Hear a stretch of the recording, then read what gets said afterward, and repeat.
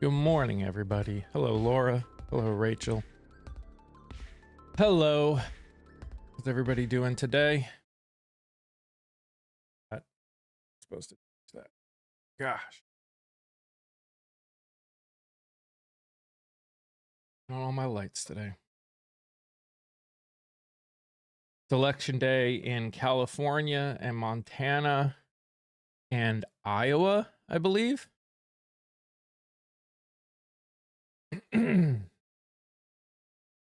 If I remember correctly. I'm doing okay.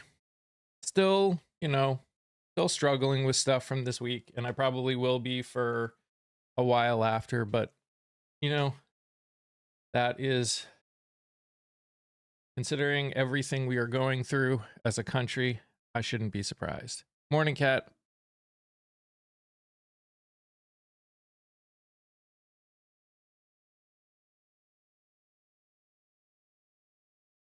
New Jersey as well.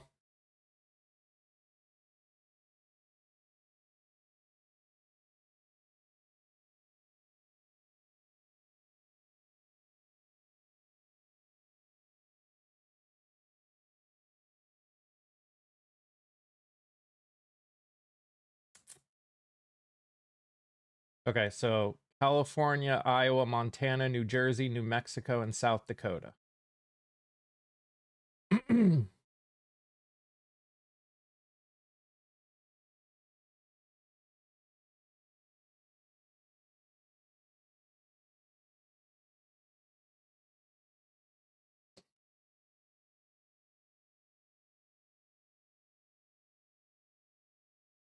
And based on what I'm seeing, I am not staying up for any of this. Ah!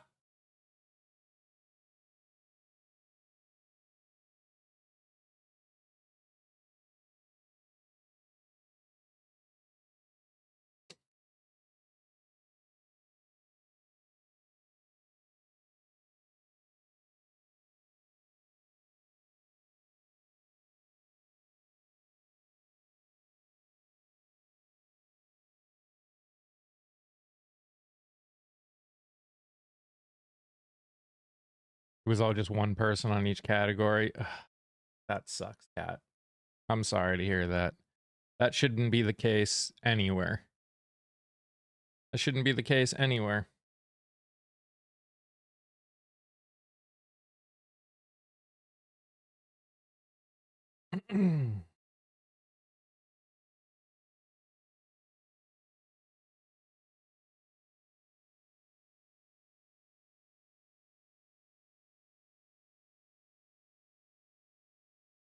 Especially in the primaries. We voted anyways because the turnout data matters. That's fair.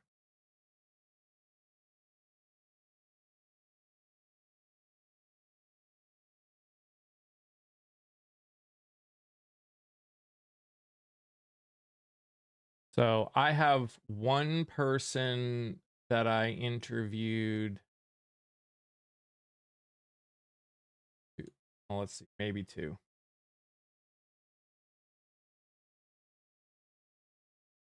Not anyone. That did.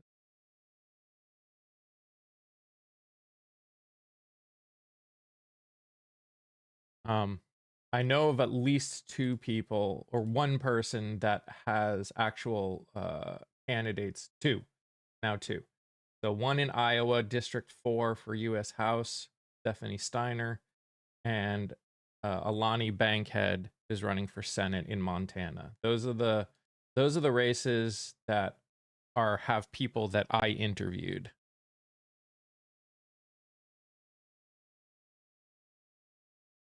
Oh, I guess no, and in California, I interviewed a couple people that are running for the U.S. House.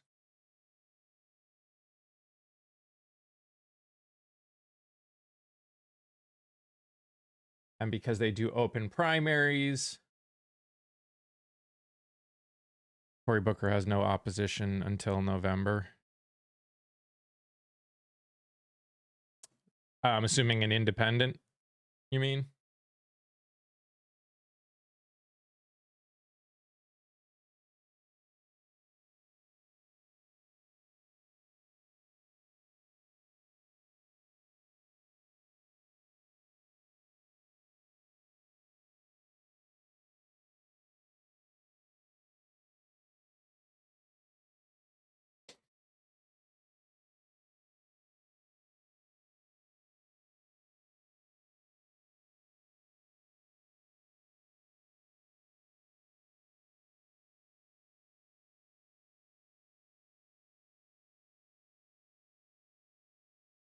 There's quite a few independents running around the nation this year. I feel like more than normal.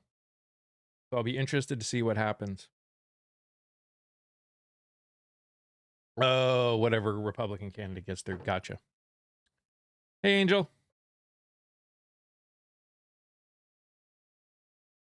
Oh.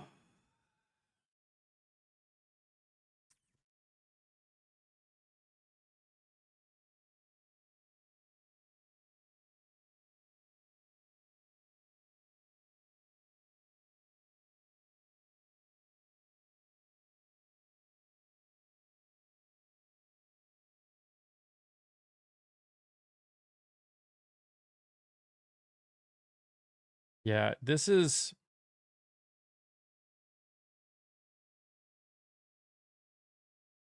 going to be a very,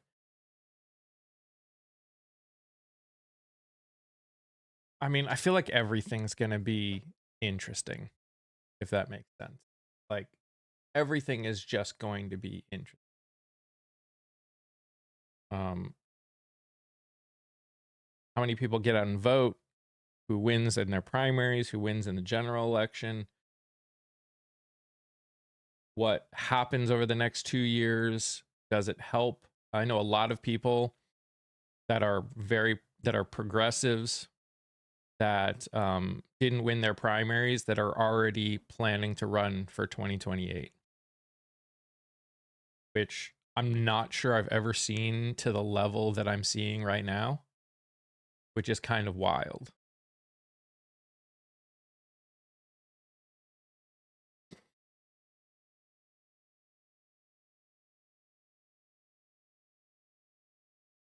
Like a ton of people that I interviewed that didn't win their primaries have already said, like, they're already like, they've already said they're keeping their website and they're updating it for 2028.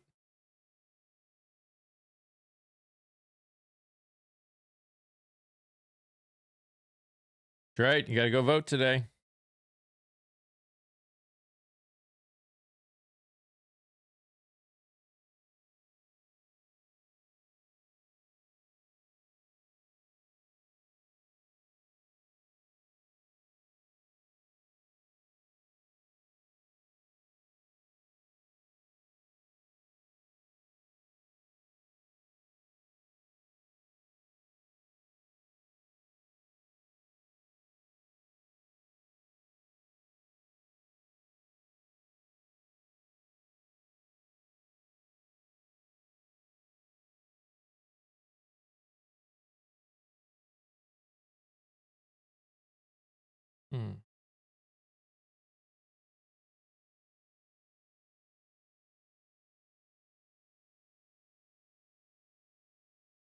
Sorry, I was looking up people and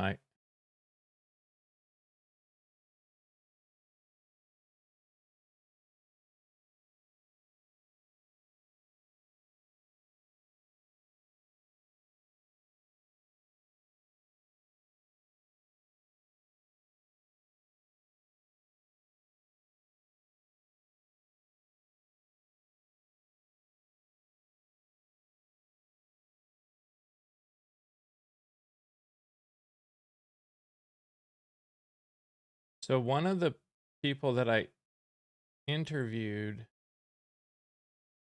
I don't see on the ballot.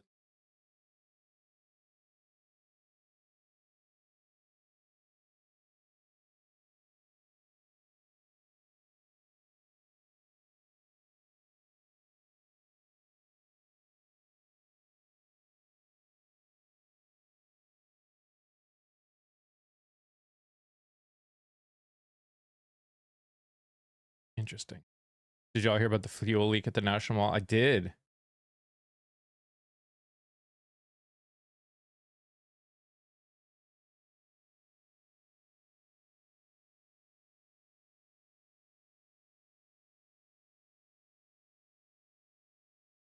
I mean, they say that it was vandalism, but one of the motors that helps I forget what it does. Basically, all the gas leaked into the ground. Yeah, one of the generators, sorry.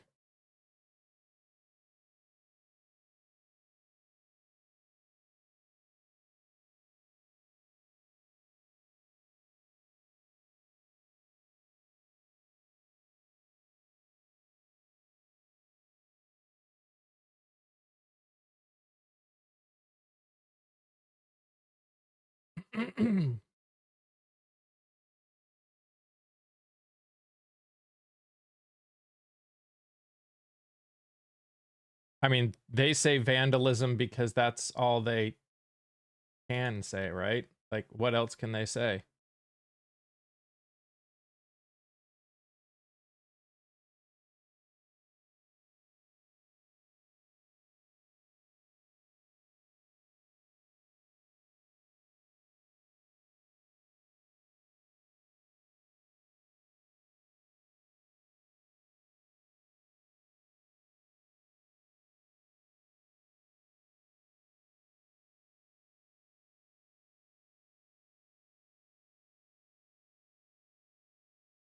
Oh, I'll have to figure that out. I mean, nothing is ever their fault. So, sorry, I'm really confused. I was looking up.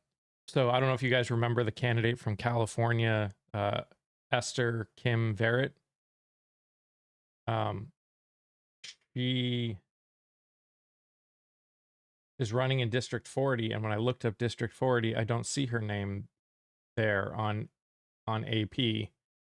So then I was looking up the news to see if there was something saying that she stopped running, because I've seen a bunch of stuff that she's talked about saying she's still running. I just don't see her on polls.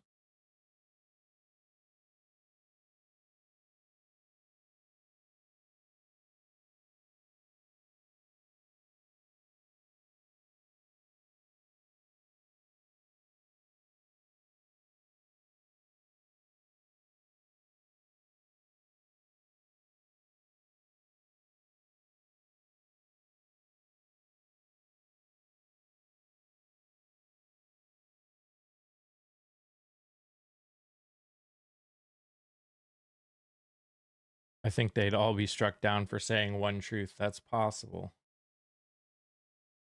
That is distinctly possible.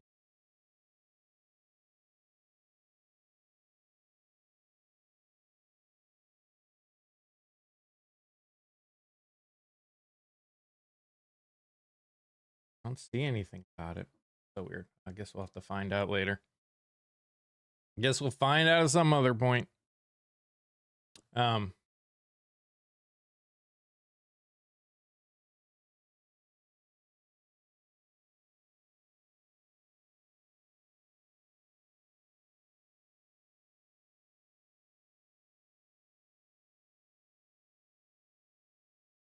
So you remember the news talking about all of the musicians that pulled out from this this concert thing that Trump's trying to do?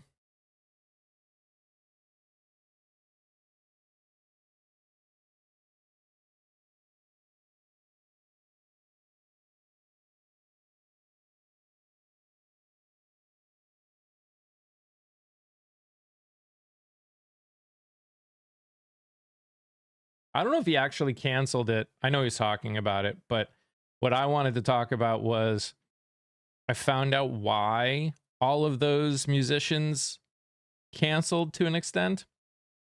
So there's two groups.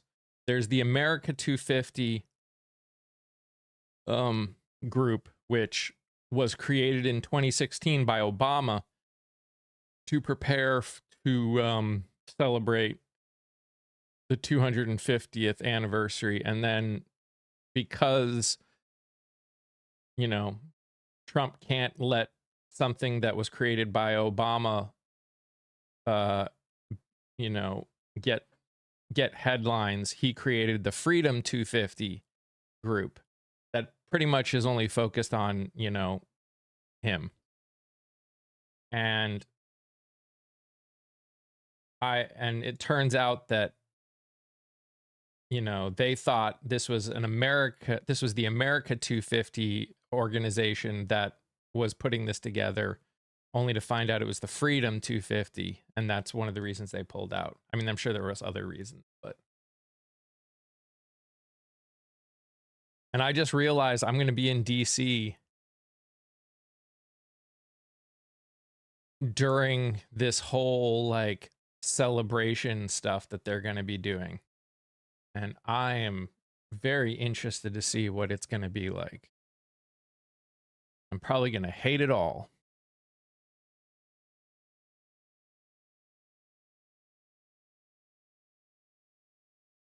I'll be able to tell y'all how empty it is there.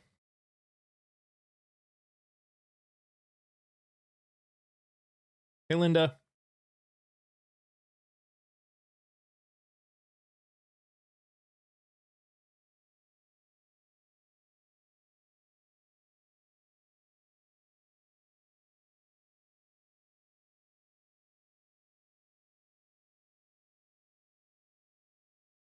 Am I going to go live from DC? Probably not. I don't know, but probably not. Not because I don't want to. Just because I've pretty much packed this entire trip. So I don't know what kind of time I'm going to have to do things like going live.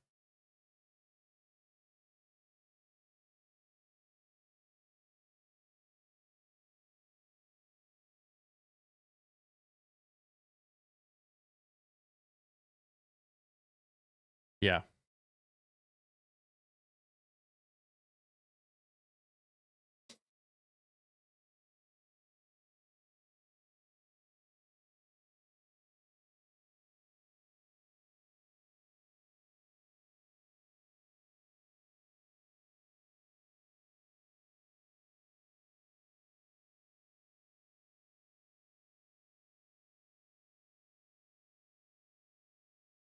I mean, I'm not hopeful. Just be careful being around the a-holes who will show up. Oh, yeah.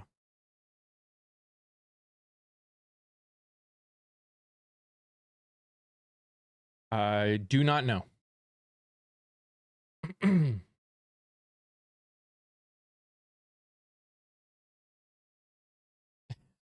What's up, Scott? There you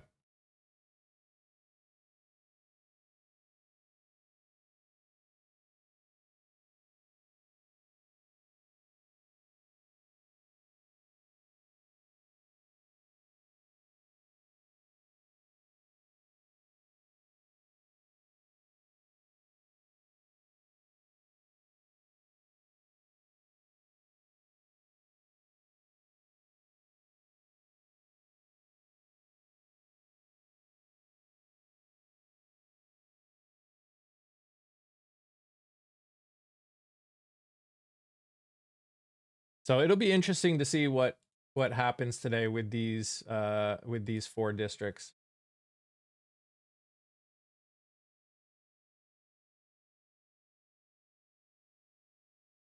Or not these 4 districts, these 6 states that have their primaries. Although I don't know how interesting some of those states are. For me, Montana, Iowa, and California.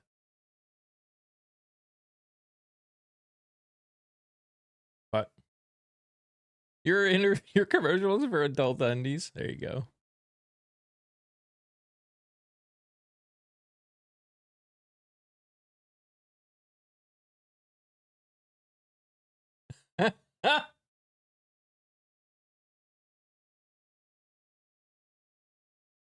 uh,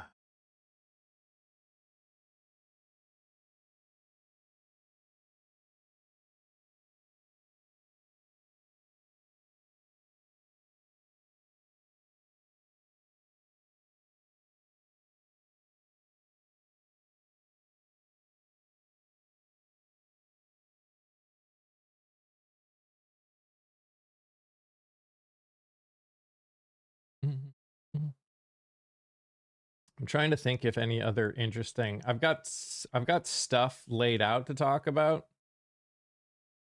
but I'm just trying to think of something that might be interesting to talk about at the moment. I don't know.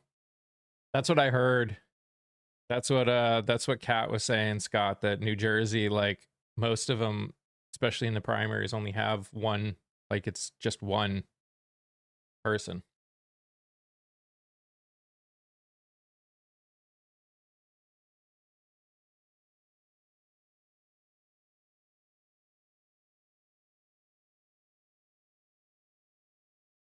Which is sad. It shouldn't be that way.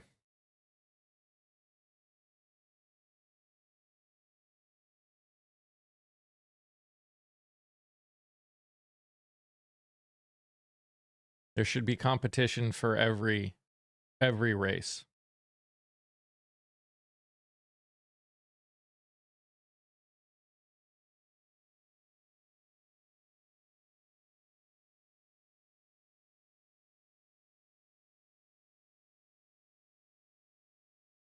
Trump put out to vote for the guy Mia today.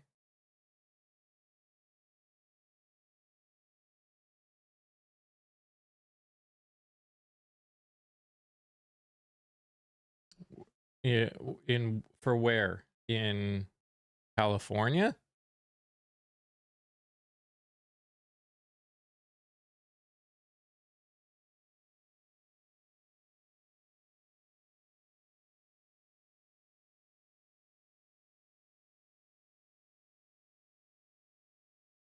Something is wrong.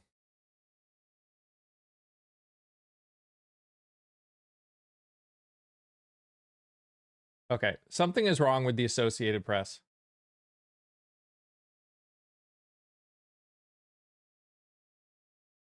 There's an issue on the AP right now, and I'm assuming it'll update once votes start coming in. But they don't have all the candidates. Oh, maybe they do. Is it just a down? There it is. Holy shit.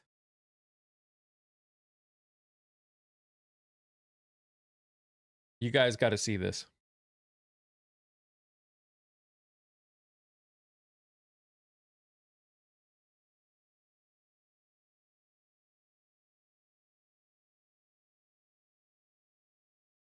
Ready? Ready for this? This is the California governor list. Ready? Ready?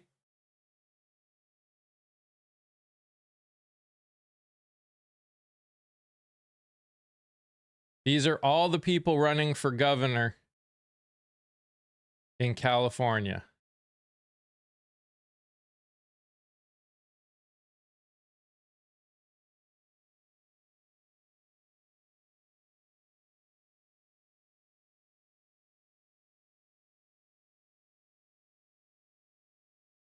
Hey, Wendy. Hey, Meme. Hey, Silver.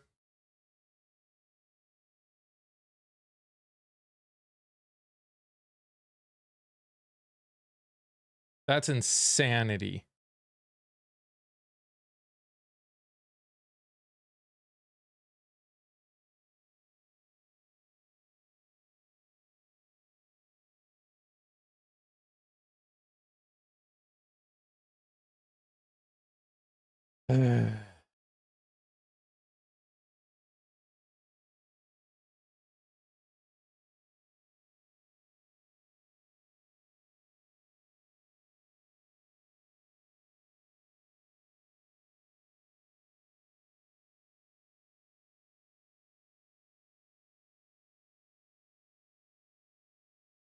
I mean, and it's like that in all of the.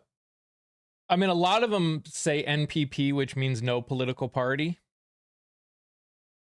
So there's a lot of independents running.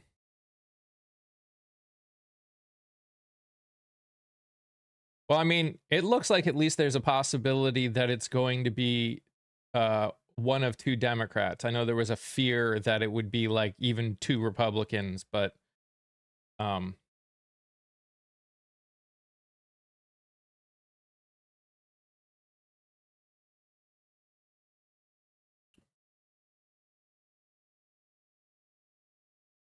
like I said, and I think this is something that I don't know how we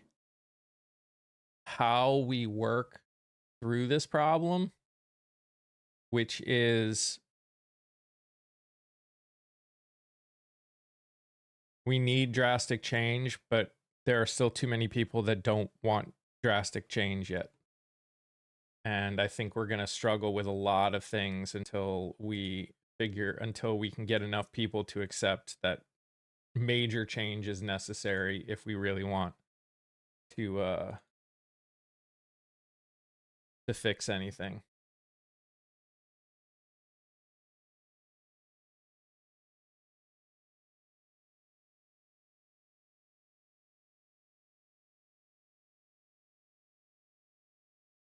That's the way it works for all seats, but yeah. That's every election for every seat in California. At least federally. I'm pretty sure that's for all of them, but I definitely know it's federally.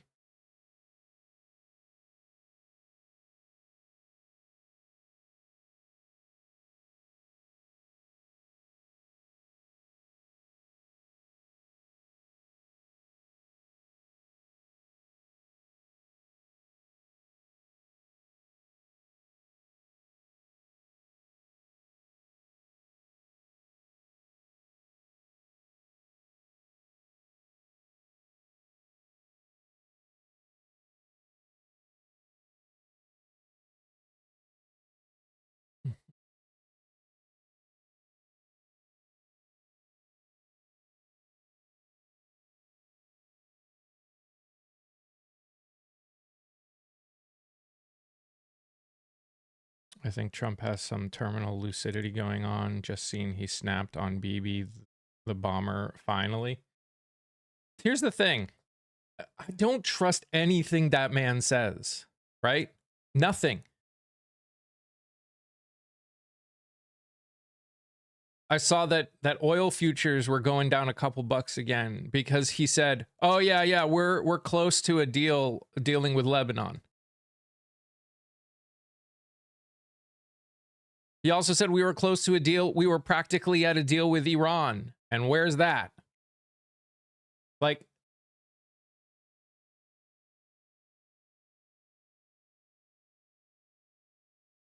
I did see a video today talking about a whole community in Texas that said they will vote Democrat to stop AI from being built in their community. Oh, prices are going to skyrocket if things keep going the way they're going. I'm hearing anywhere from $2 to $3 a gallon gases will go to in the next 6 to 8 weeks if things don't change because of because of storage, because of reserve levels.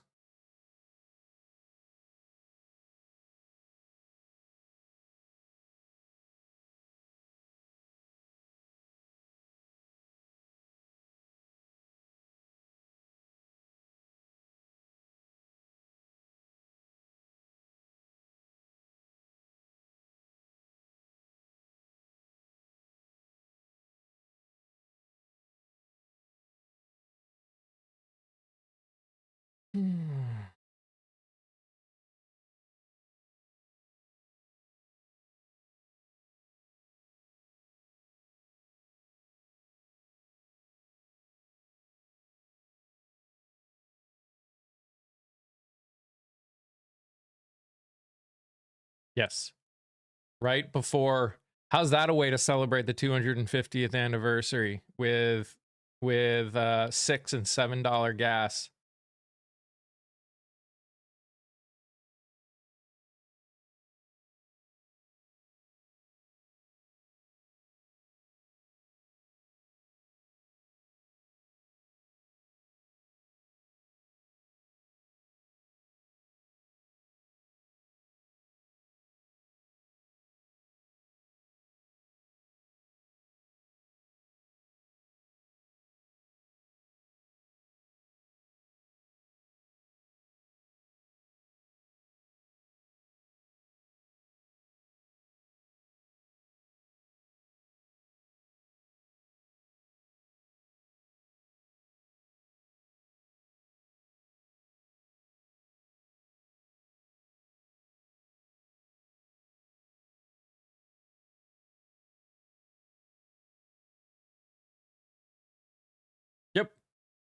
basically what's going to happen is they will sell it to wherever they can make the most money, which again, welcome to capitalism.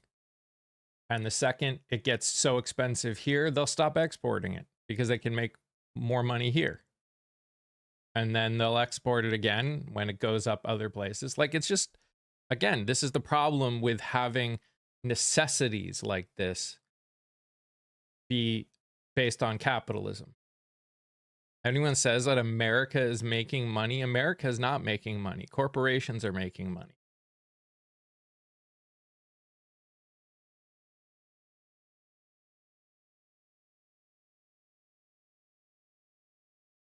Massive price hikes.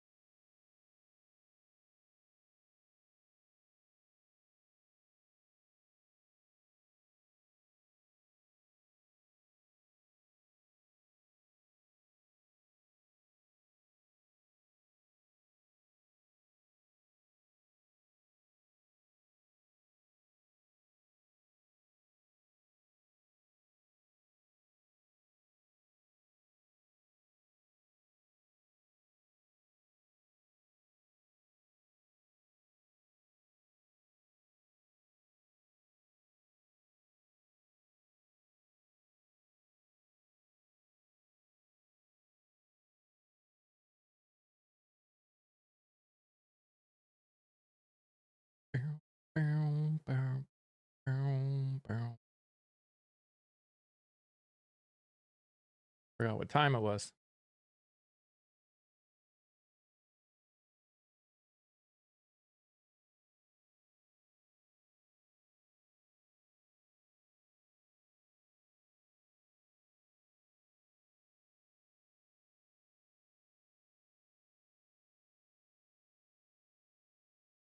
Oh yeah. I mean, just like it took time for us to get to the point of being in a shortage, it's going to take a long time to get out of that. And again, as long as we live based on corporate greed, we're going to struggle building those inventories up. Hi Laura.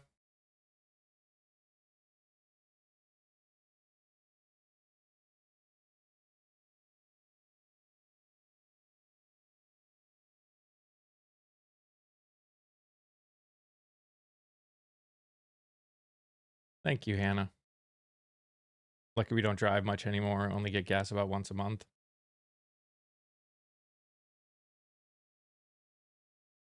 I need to go fill up both of our vehicles. Grabbing those points, right?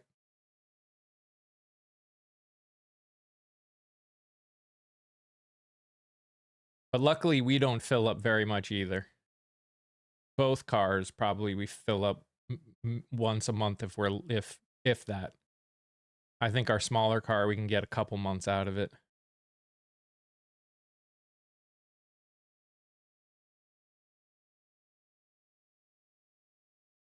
Thank you. I appreciate that.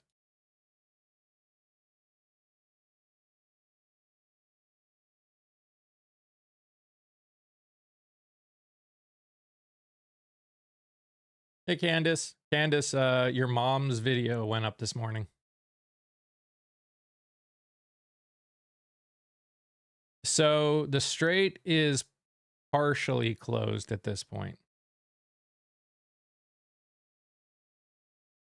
So anywhere from 15 to 20 boats get through the strait every 24 hours or so. At least according to the trackers.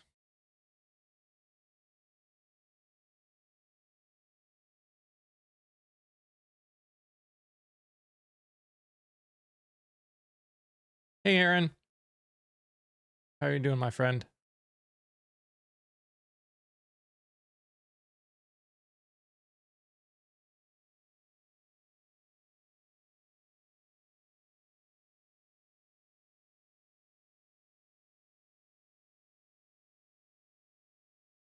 What is the other strait? So there's I forget what it's called, but it's on the Red Sea side of things. There's another strait that um Hezbollah, one of them can close, or at least effectively close.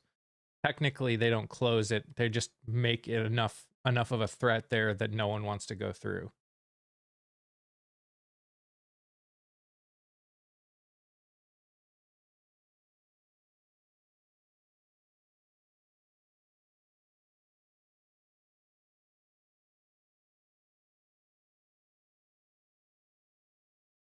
Oh yeah, the Bob L. Mendez, something like that. Yeah.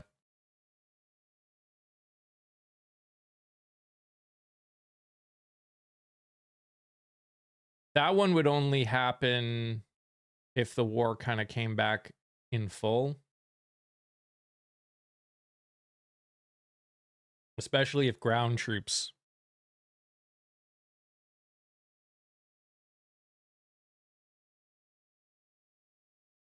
Yeah, same cat. Almost everything that we do is within a couple miles of our house. Hey, cat. Other cat. Got two cats.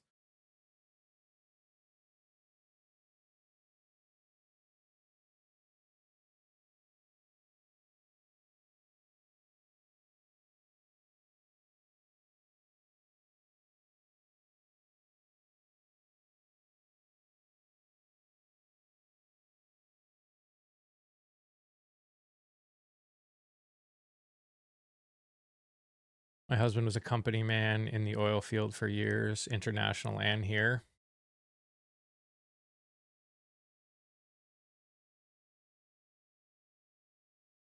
Has anyone seen the projected rise in cost of tomatoes? I saw 40% somewhere. I saw that too, Aaron, because most tomatoes that we eat, most fresh tomatoes that we eat come from Mexico.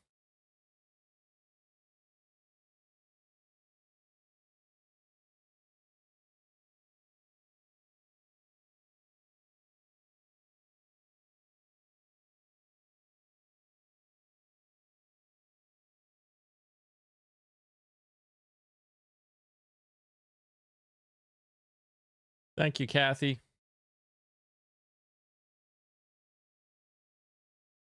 Guys, if you're over here on TikTok, please tap that nose.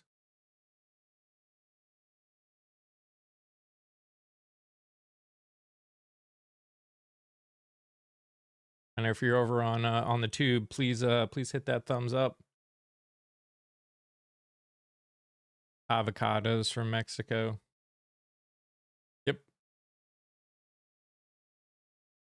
These tariffs and oil prices are really working out well. Yep. Hey, OC.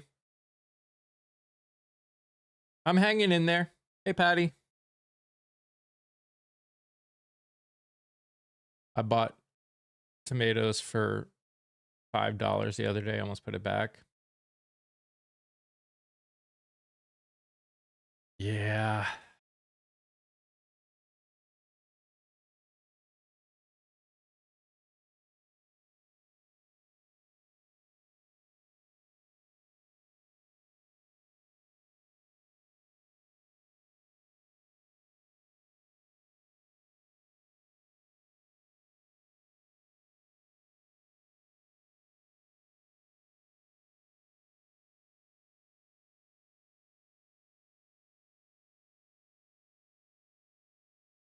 Walmart is out of tomatoes every week when I place my delivery order. This girl wants a BLT. Food prices are foul. Yeah. Yeah. So let's start talking about stuff that's going on. Obviously today, the probably the most important news, especially for our community, is there are 6 states doing their primaries. So if you live in California or Iowa or Montana or New Jersey or New Mexico or South Dakota, make sure you get out and vote.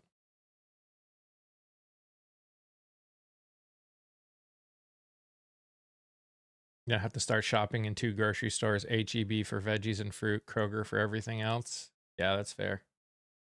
You're voting South Dakota? Heck yeah. Yeah, I interviewed the guy who's running for Senate in South Dakota. Luckily, he doesn't have a primary opponent, but he's a really cool dude. If you haven't watched it, you should. Happy Pride, Patrick. Voting in California today? Nice. Yeah, we were looking at the list of people running for governor. Holy shit, guys. Like, wow. There are so many people on that list.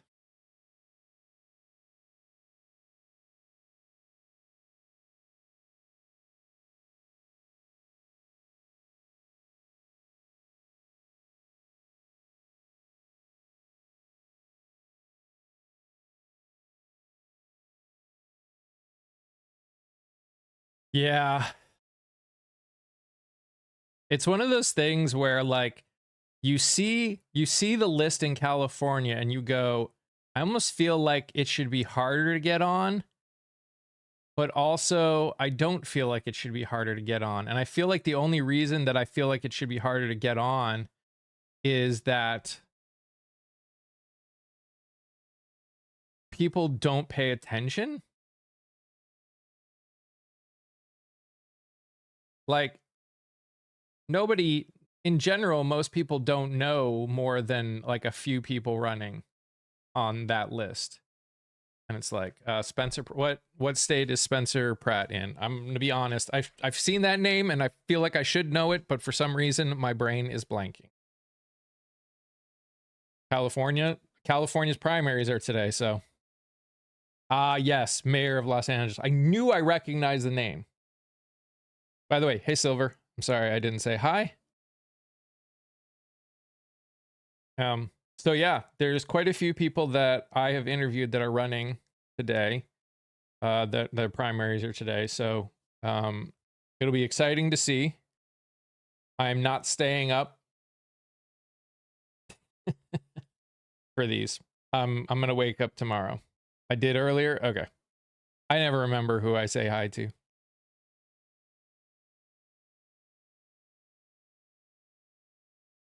Spencer Pratt was a reality TV star in the early 2000s. Oof. He may be a good person, but dang, we don't need more reality TV stars.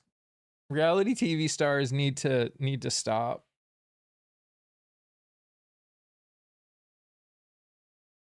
And again, I don't know anything about him.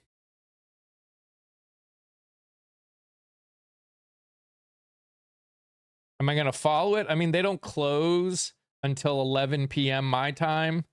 So we're probably just going to talk about it tomorrow morning.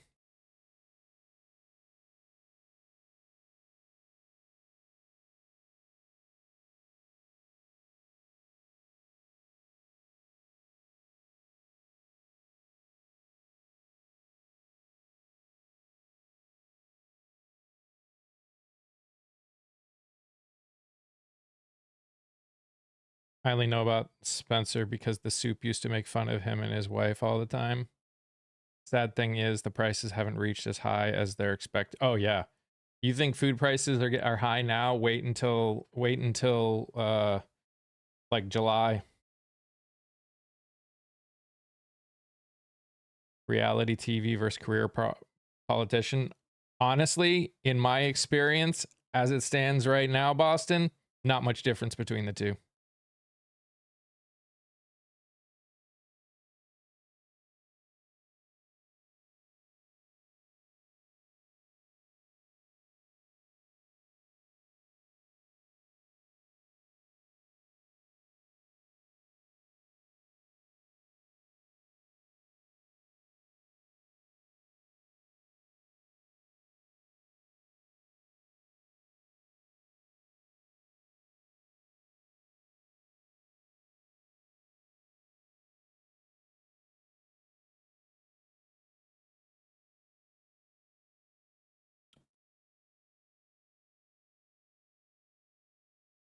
People voted for Orange because he was rich and a reality TV star. Yep. It's about to be an interesting summer. Yes, it is. I'm doing WW2 type rationing already, only 1 cup of coffee per day. You're gonna see a lot more of that. We bought a massive bag of rice. Midterms. What about midterms?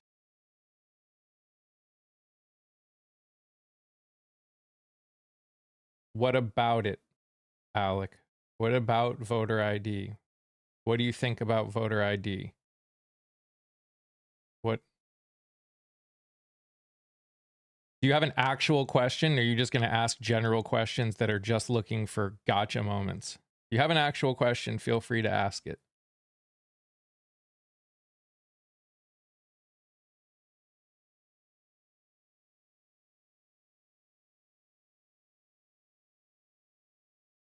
Food pantry I volunteer at just lowered the amounts of what we give to make what we need go further. Mad over a question? Not mad. Still not answering. You're still not asking a question.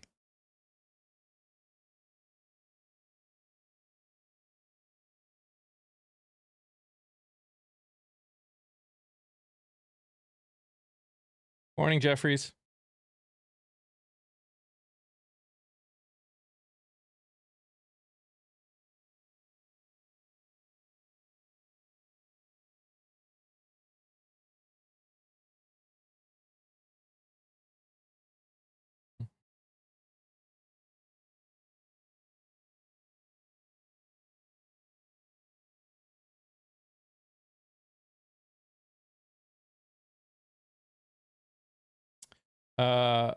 Demure girl, whatever you wrote before did not come through, unfortunately.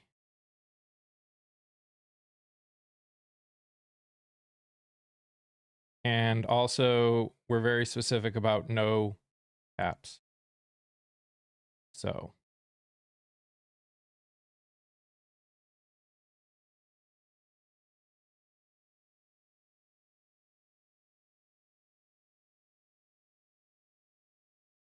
it'll be very interesting next few days. Why? Because the oil companies are leaving the blue states? Oil companies don't care about the states. It has nothing to do with blue or red states. It has to do with the fact that we're exporting all of our oil companies are exporting all of their reserves to everywhere. Hey, Dylan. I am doing okay.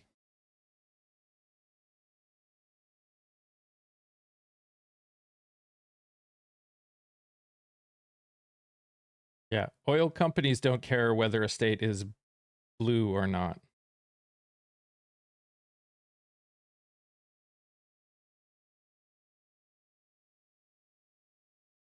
DC has called in Mr. Global. About time. There you go. Hey, Shirley.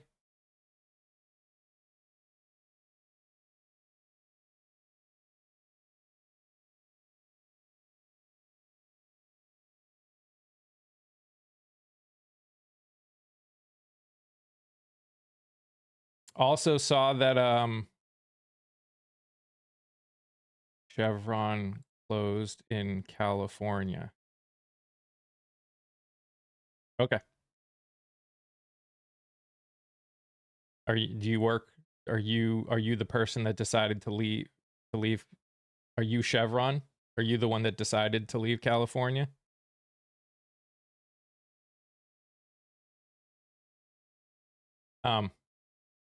I saw that a judge basically put the nix on the anti-weaponization fund.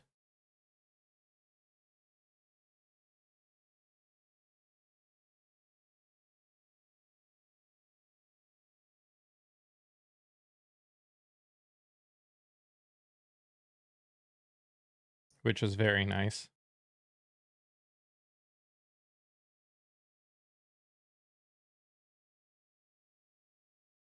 oil companies before the war were closing down wells. Those wells take 6 to 8 weeks to reopen. And in the end, their job is to make money. Like when they say that they want that we're going to increase production, why would they increase production? They're making bank.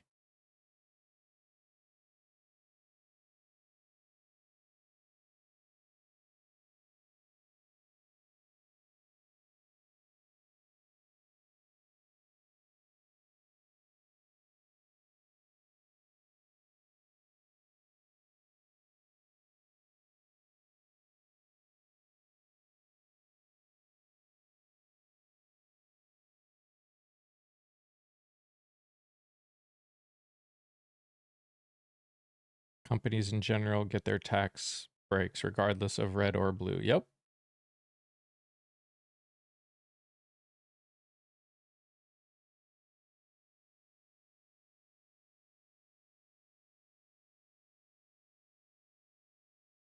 Capitalism at its finest. I know, right?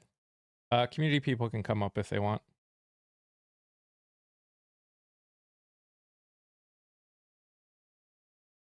California is not so high due to shutdowns.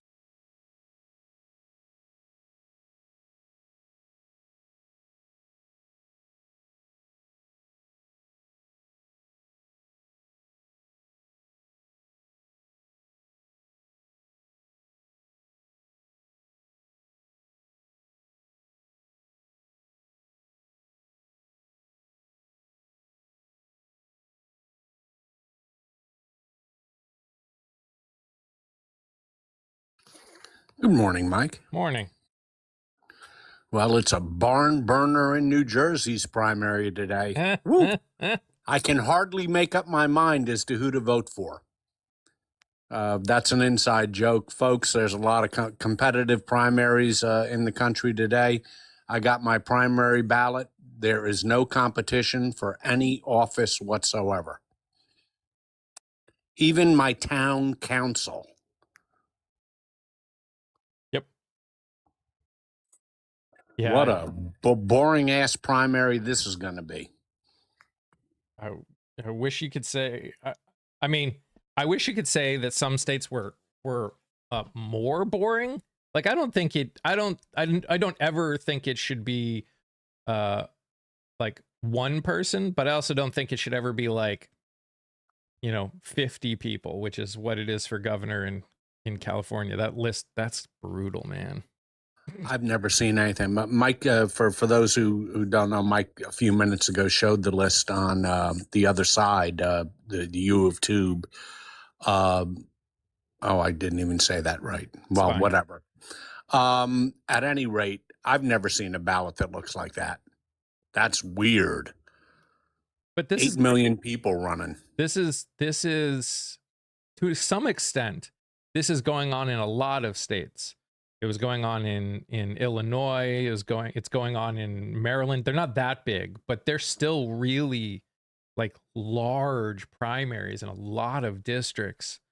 And arguably it shows how, I mean, I said this before, we aren't a two-party society, even though we are a two-party system.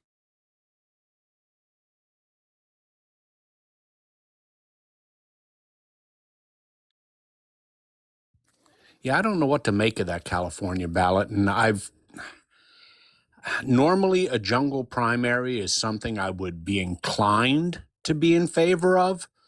But now you see the downside of a jungle primary with that many candidates on it. So I honestly I still haven't thought this through, whether a jungle primary is worth having this kind of ballot. But normally I do sort of like the idea of having a jungle primary. And now I mean, California's a mess. It's just a mess, their primary. And not only that, you talked about having to stay up till 11 o'clock. You're going to have to stay up a lot longer than that. Have you seen how slow California counts votes? Yeah. I mean, we're going to find that out in the midterms, folks. I can already predict on the night of the midterms, being here, everybody's going to be disappointed, and they shouldn't be, because California is going to, their return, they count their votes so slow that everybody's going to think, what happened to the blue wave? What happened to the blue wave? This is terrible. Just be patient, folks. Wait for the California vote to come in, because there's at least 20 seats going to come in that, or 20 seat plurality going to come in out of California alone. Yeah. In the end, again, I say this again and again and again. I just want people to get involved. Look, I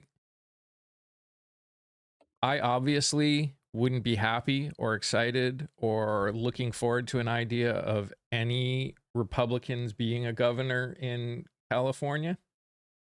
But also I just want people to start being involved. And I'm so tired of people as a whole not voting in primaries and complaining about our system nonstop. And again, I understand why why every one of us is complaining about the system. The system is messed up right now. The way our two-party system, why did it go down in the past week? Because Trump spent the last week talking about how close we were to a deal for the specific reason of getting gas prices to go down. And then, and yet nothing has happened. So it's going to end up just going back up. And unfortunately, futures and the fact of the supply, the actual like inventory problem that we're dealing with, are two separate things. By the way, on politics, but a little bit off election venue, we now have a new director of national intelligence, a man by the name of Mr. Bill Pulte. So that's really wonderful. He's had zero experience in intelligence in his entire life. He works for the Federal Housing Finance Agency and has no known experience whatsoever in any role, anytime in national security. None. He wasn't even a staffer on the NSC, nothing. Now, why does that not surprise me? What is his name? Bill Pulte. Not William, Bill. Bill Pulte. Federal Housing Finance Agency. Chairman of Fannie Mae and Freddie Mac since 2025. Oh my God. And by the way, OC, to answer your question, and I'll read it out to chat, she said, any idea what's going on with Tom Kean, who is a congressman from New Jersey who has been missing since March? He is dealing with a personal health issue, and no details have been released, no return date, although multiple times it's said to be imminent and has not occurred. I have no idea, OC. I called a friend of mine who's sort of involved in Republican politics in New Jersey before this became public, and said, look, is there something going on with Tom Kean? And so he called somebody, who's would be in the know. Total radio silence. He's not even telling his staff what's going on. Or if they are, they're not talking. And even to this guy who they would talk to. Total radio silence. I do not know what's going on with Congressman Kean. It's anybody's guess at this point. I mean, I don't know him. I met him once. He's a very quiet, reserved man. I just remember walking away saying, this doesn't seem like a guy who would go into politics. He's very polite, very quiet, very reserved. And he's missing. But that's all I can say.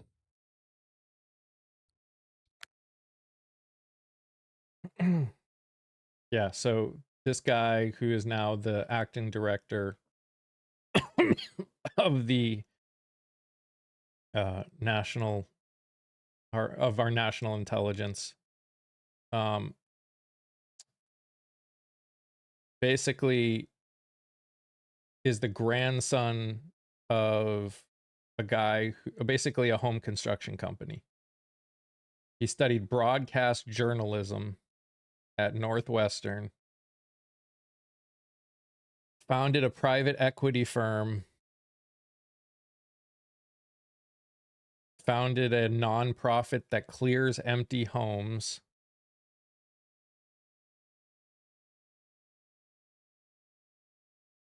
Yeah, literally no experience whatsoever.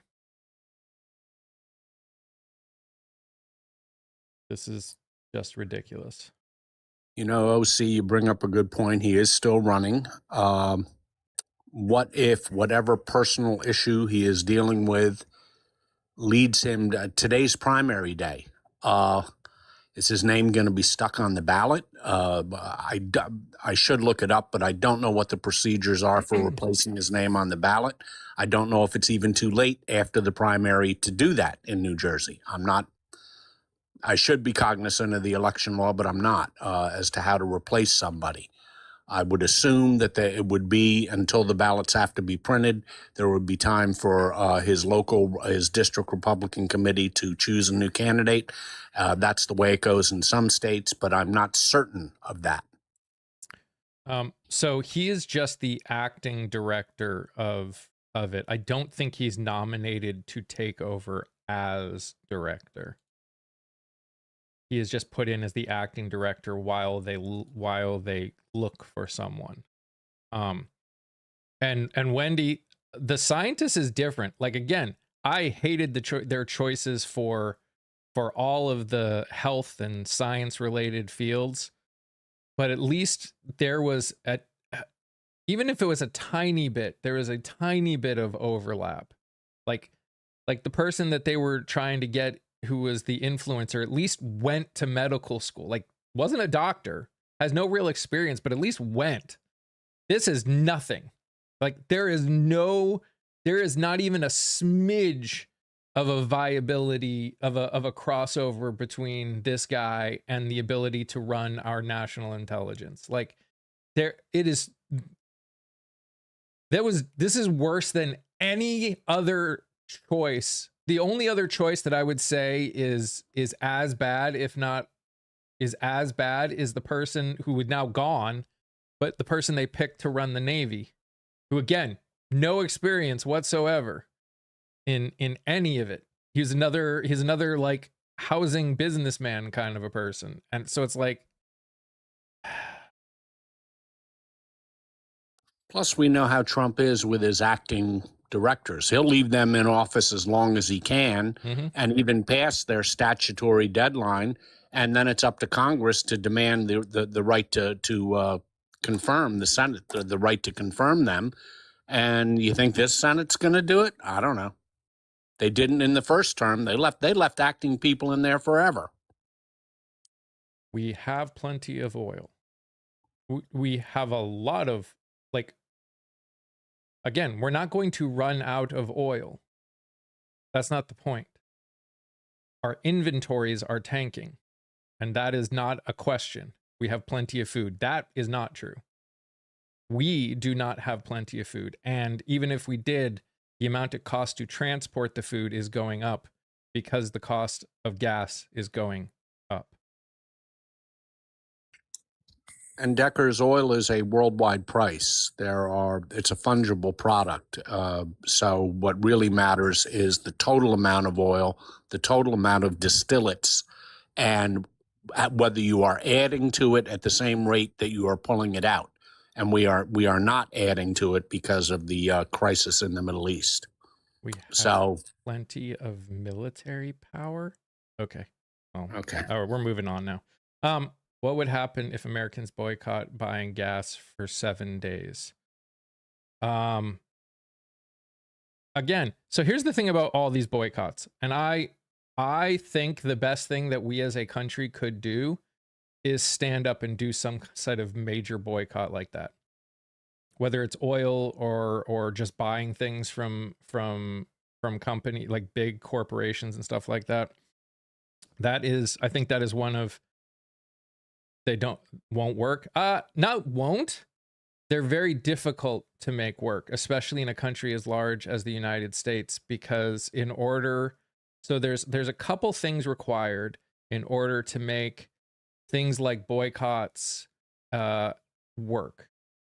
You need a high enough number. You need a high enough involvement, and in order to get a high enough involvement, you have to get the buy-in from enough people. And the buy-in when you're talking about boycotts is, depending on where your job is things like not going to work, is not, is having to help feed each other because some people don't have enough food to cover whatever. Like whatever it is, can't get you don't need the entire nation to participate for a boycott to have value, but you do need a lot. And saying it won't happen is not is just, it's, there's no such thing as it. You can't say anything won't or will happen. I'm saying we talk about it, but we don't actually, like, just because any of us say that it's the right thing and we are willing to do it, the reality is either enough people need to feel like staying the way things are is worse than doing something like a boycott. Like the fact is to get to a point of boycott, the people that are involved have to feel, well, our current environment is no one actually talks to each other. Iran has proven it can run the straits fairly.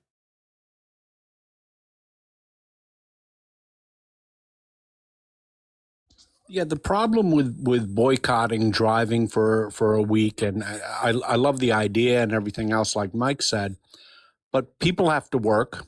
Farmers have to drive their tractors. Uh, there are things that we can do to cut down on our use of gasoline, and we all know what they are, and hopefully we do it already. You consolidate trips. You think that if you need, oh boy, we're running low on pasta. Wait until you need like 5 different things and then make the trip. And if you have to stop at the bank on the way and do all that, and I'm sure most of us do that already, but people still have to go to work. Farmers still have to plow their fields. It makes it a little bit difficult. And in rural America, there's a lot of driving involved to get to work and to work on their farms. So it's not an easy thing to do to tell people not to drive for a week or not to buy gas for a week, because you're telling them they have to take a week off from work. Not everybody is able to do that. Or again, willing. You have to be at a point in your in how you see things, whether it's experiencing or realities, where you say the idea of being out of work for a week and potentially losing my job has to not feel worse than what, like, if we don't do it, if that makes sense. Like, they have to go, life is so bad right now that I'm willing to just not go into work for a week and boycott and potentially lose my job, because that's how bad things are right now. And when you say Democrats boycotted before, how many Democrats boycott before? How many? How many? Again, we say boycotts don't work. The problem is we just throw out the word boycott. We don't actually we tell people that we need to do things. We don't actually convince people that something is worth it. It was the big, beautiful boycott. Again, but that's what I'm saying. You say that they did it. I don't know how many did it. There are lots of companies that are suffering right now because of what's going on. Thank you, Patty. Yeah, and there's a boycott and there's a boycott. It's one thing to boycott Disney. It's one thing to boycott a cruise line. You don't have to do that. You do have to go to work. You do have to go to the grocery store. It'd be like saying boycott your grocery store because, and it's the only one in your small town. Well, you can't do that. So it's different. I mean, boycotting Disney, that had an effect because you don't have to go to Disney. Well, and boycott or for a lot of people, it was just getting rid of their subscription, which, let's be fair, Disney Plus is a luxury.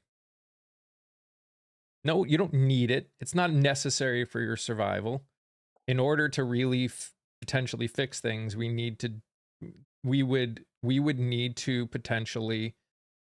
need to do something to the level of close to what we're doing, of what's happening in the New Jersey detention center right now.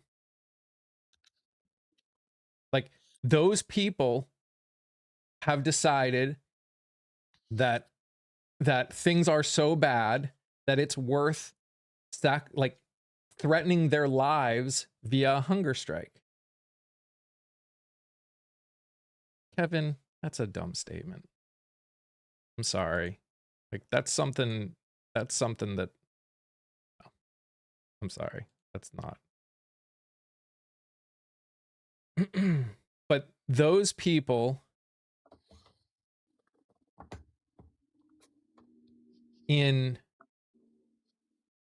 it's not true.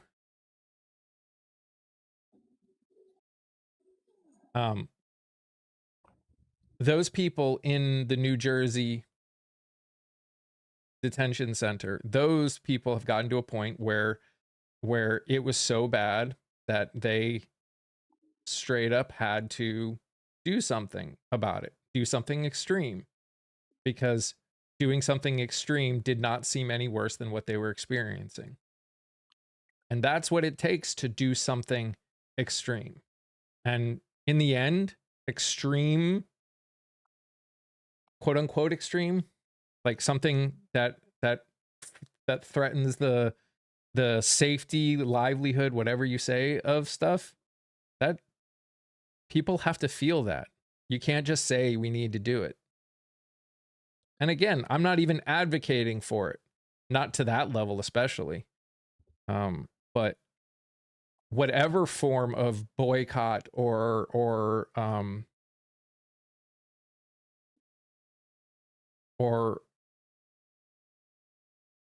fighting back against this regime we're talking about, it involves people having to feel like what is being asked of them is justifiable in their own place.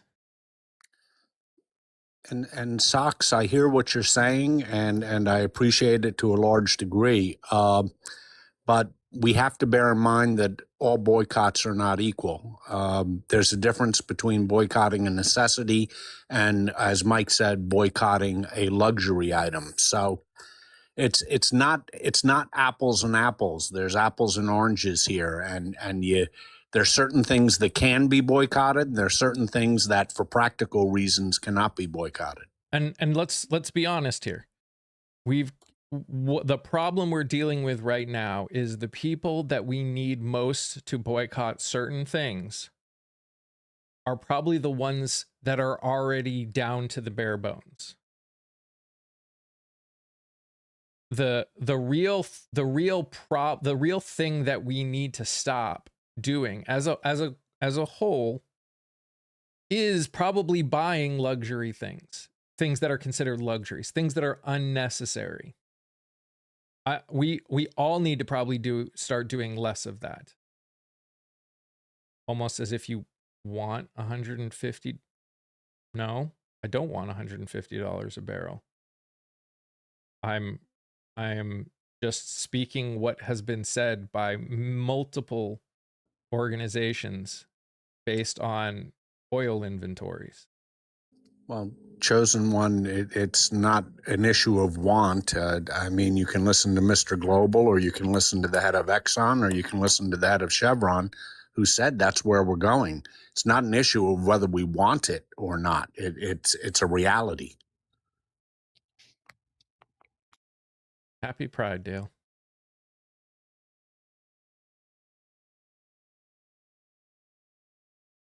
I don't want anyone to suffer. That's the reason I speak out against these things. The reason we talk about the realities. The problem comes when we ignore the realities.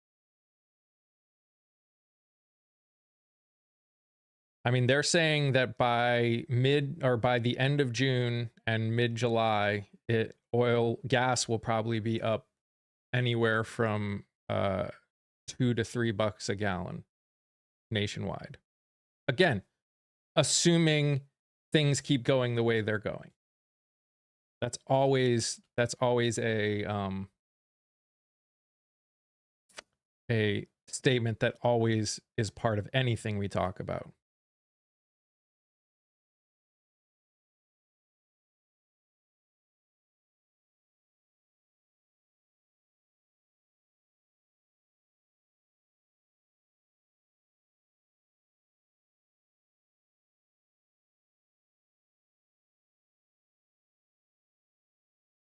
Because the reality is what did Mr. Global say? 6,000 products need oil or oil byproducts to be made.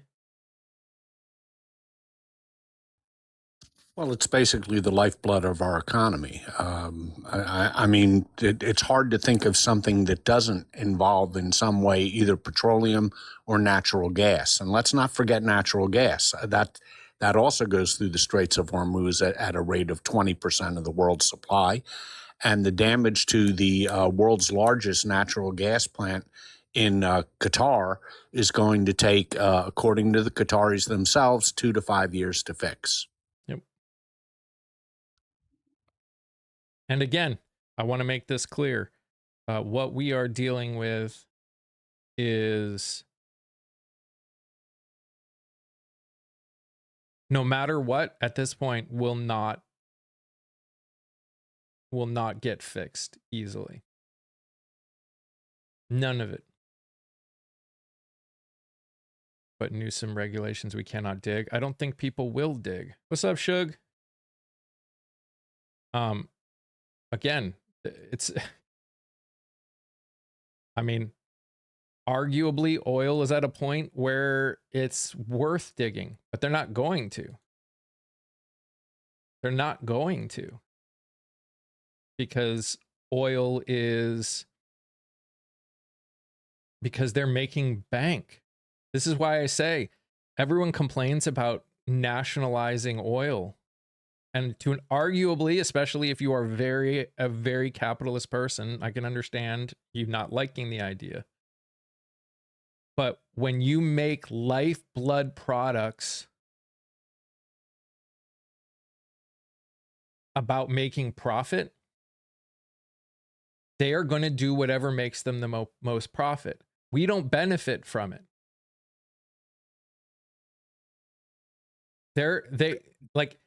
Yeah, the United States government has the capability of, buying their own supplies and digging their own oil in their land if they wanted to. Yeah, and when the president said, "Look at all the tankers coming to the United States to get our gas and our oil, isn't that wonderful?" I'm sorry, Mr. President, that's not much of a flex. That's going to cause prices to rise here. Haven't your Council of Economic Advisors explained that to you? No. Of course they haven't. Why would they? Oh my gosh. When I realize that I'm going to be in DC when that thing is probably done or close to done,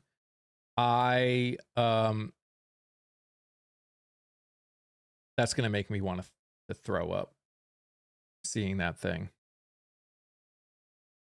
I do not want to see, I'm not going to look forward to seeing that wrestling ring. The fact that the United States White House the capital of the country has a damn wrestling rink in it. Well, Mike, the way I look at it is nothing spells patriotism more than a cage match, except for maybe monster trucks. Maybe we should have a monster truck rally on the East Lawn as well. Yeah. Why not invest in oil then? Who? You're talking about us, as in the people that have no money because the cost of oil went up? You don't get the money that you put into it unless you take it back out.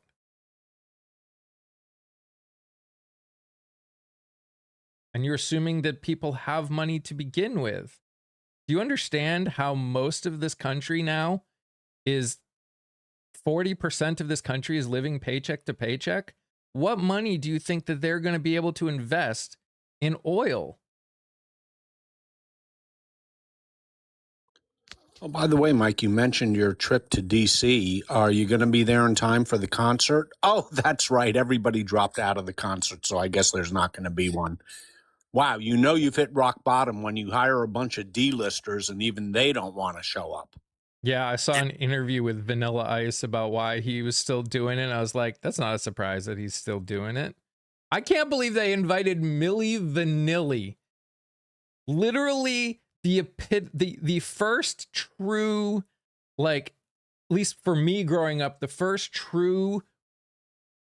memory I have of the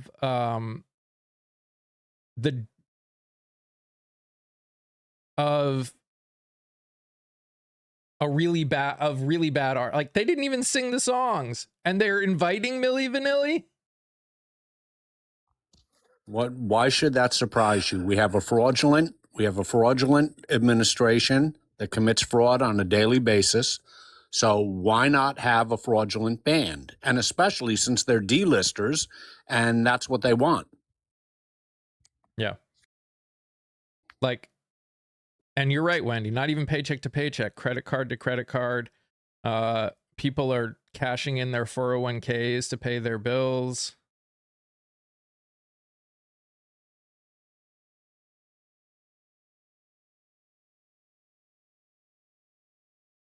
I mean, the fact is, and again, I haven't verified this, but it makes sense to an extent. And whether or not it's completely true, it's funny, even if any of it is true. So in 2016, Obama created the America 250 organization or whatever committee, whose job it was to start prepping for the 250th anniversary. And then Trump created a separate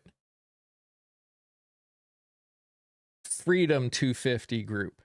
And it sounds to me like when these people were invited, there was either bad communication or straight up trying to pretend that it was something else. And it was when they realized that they were being invited under this Freedom 250, these Freedom 250 events, not the America 250 events. I don't care what's going on in DC. I care how my town will celebrate. Honestly, I don't think any, and again, I know it's not going to happen. And I know there are people that are like, no, we need to celebrate it. No, we don't. No, we don't. I don't think we should celebrate it at all. I think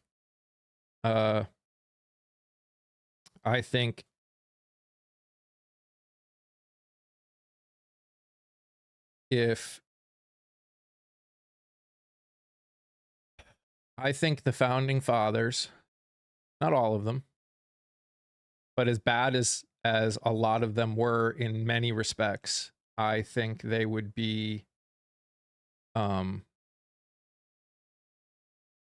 appalled in many ways on how we as a country are doing things.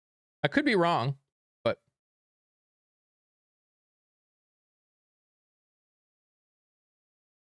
you're celebrating America. See, this is the thing so again, when you say you're celebrating America, and that's a very interesting question. And I want you to hear this, because if you were an American who just had their voting rights taken away. What's to celebrate about America? If you're an American who is getting laws made against you because of who you are, what is to celebrate about America? If you're an American who can barely afford to survive because of the choices made by this administration,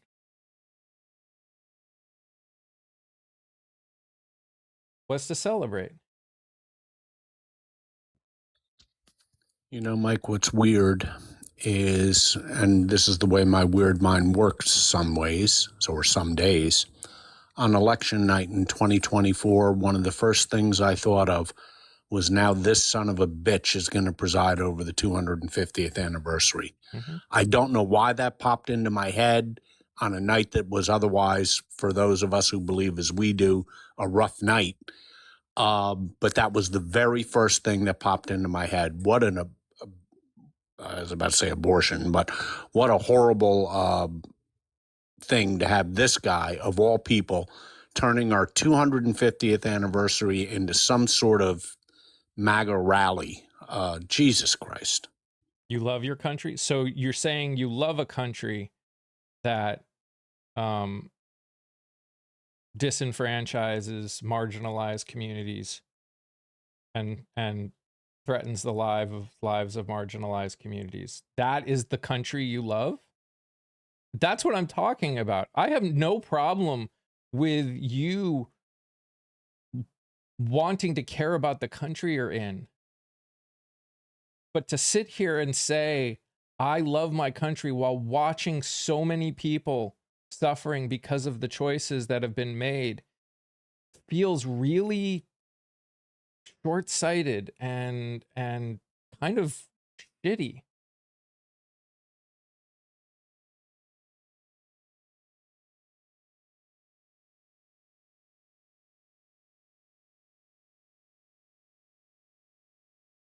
But what are you proud of?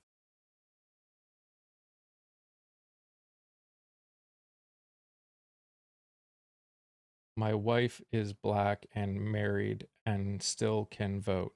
So their representation is getting taken away. Your wife's representation, and not even just your wife, because I don't even know where you live.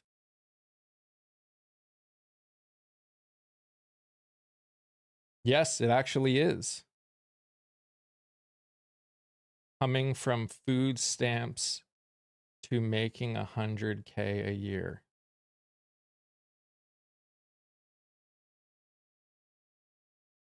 And it's fine? Okay.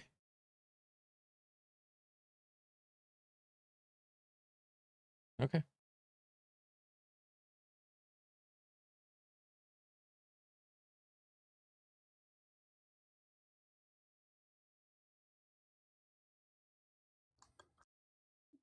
Six, do you realize what gerrymandering is? I'm nobody's talking about your right to vote. We're talking about the right to representation. It's two different subjects. You do understand that, don't you? I'm not telling you your experience. I'm repeating the experience of other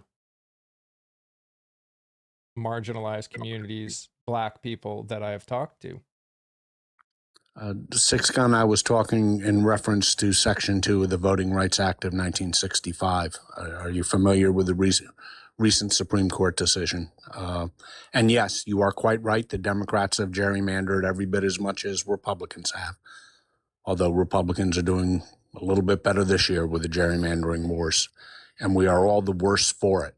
Not just because of the Republicans, because we're in a gerrymandering war, and that hurts all of us, Six-Pack. That hurts us all. You rage baiting to get views is one thing, but I do live in reality.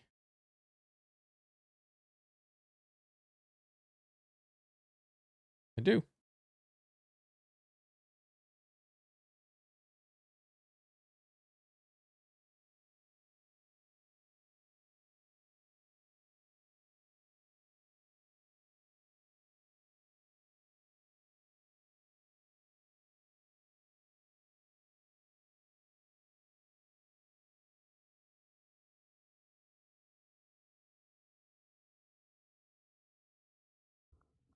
Oh, good Lord.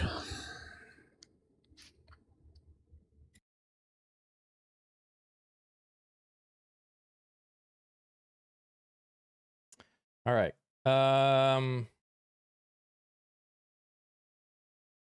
Did you see the report about what happened with 60 Minutes? Scott Pelley. Yeah, that was. That was something, wasn't it? That Mhm. really was something. To fill you in, we've got a new head of CBS News, of which 60 Minutes is a part, but 60 Minutes has traditionally been given its own autonomy, no more. They've replaced 4 of the 7 producers. They fired a couple of their correspondents. And this new lady who is running CBS News, CBS Evening News, now has like 0 ratings. It's dropping through a floor. And the correspondent, Scott Pelley, they just announced a new executive producer of 60 Minutes itself, who does not have the experience for the job, which is not surprising. And so there's a revolt at the most esteemed news reporting magazine in American history. And I don't know how they survive this long term if this keeps up. Which I realize that a lot of people have moved on to social media to get their news, but there's still a hell of a lot of people who watch 60 Minutes, and it's a damn shame. And I want to say this because there's one person who said because it was one-sided. Here's the thing about any of those statements.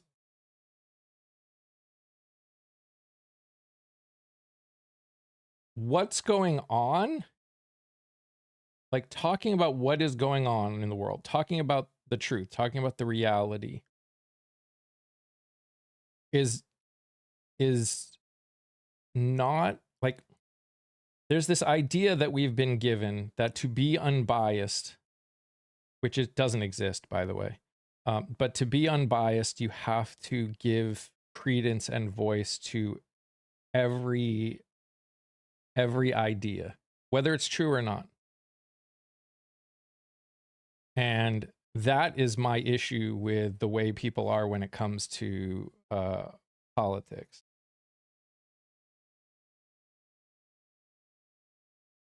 Reports said 80 to 90 by July. No report said that. I would refer you to what the president of Exxon said last week. And also there is somebody on this channel who's this app, who is one of the nation's leading experts on oil and gas, named Mr. Global. He is unbiased. He's spent a lifetime in the industry. He knows it backwards and forwards. He is consulted by government and the oil industry, where he has worked his whole life. I would recommend that you follow him and catch up on a few of his videos. Don't take our word for it. Please do not take our word for it. We are not experts. Please listen to him. He is an expert. And I would say that the head of ExxonMobil is also an expert. So listen to him. Mr. Global is his name. In fact, we just saw someone just said that he's being brought into DC to talk.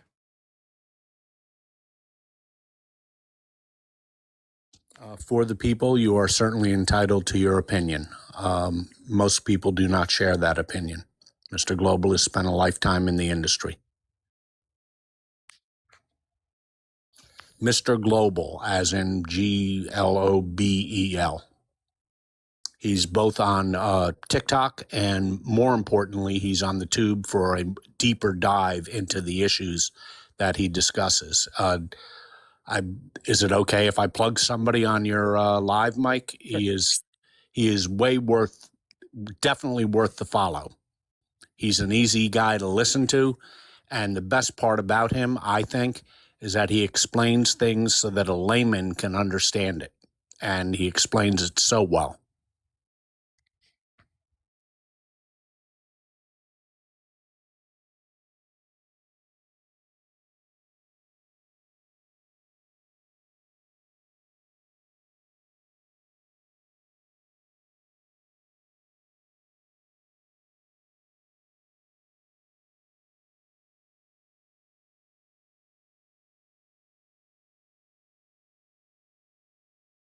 Yes, he also has a podcast. Yep. Yeah, and if you're very interested in how oil works with geopolitics, he is now partnering with another person who I followed from day one, by the name of Chad Scott, and they have their own channel together now, which they just recently launched, and it's very informative. It's the nexus between economics and geostrategic realities, both war, economics, oil, how it all mixes together. It's really deep dives and very worthwhile for you to listen. Yep.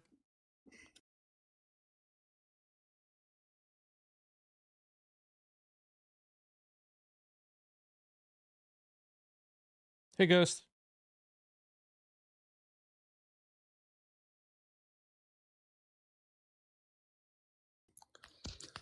Who again? That's Mr. Global.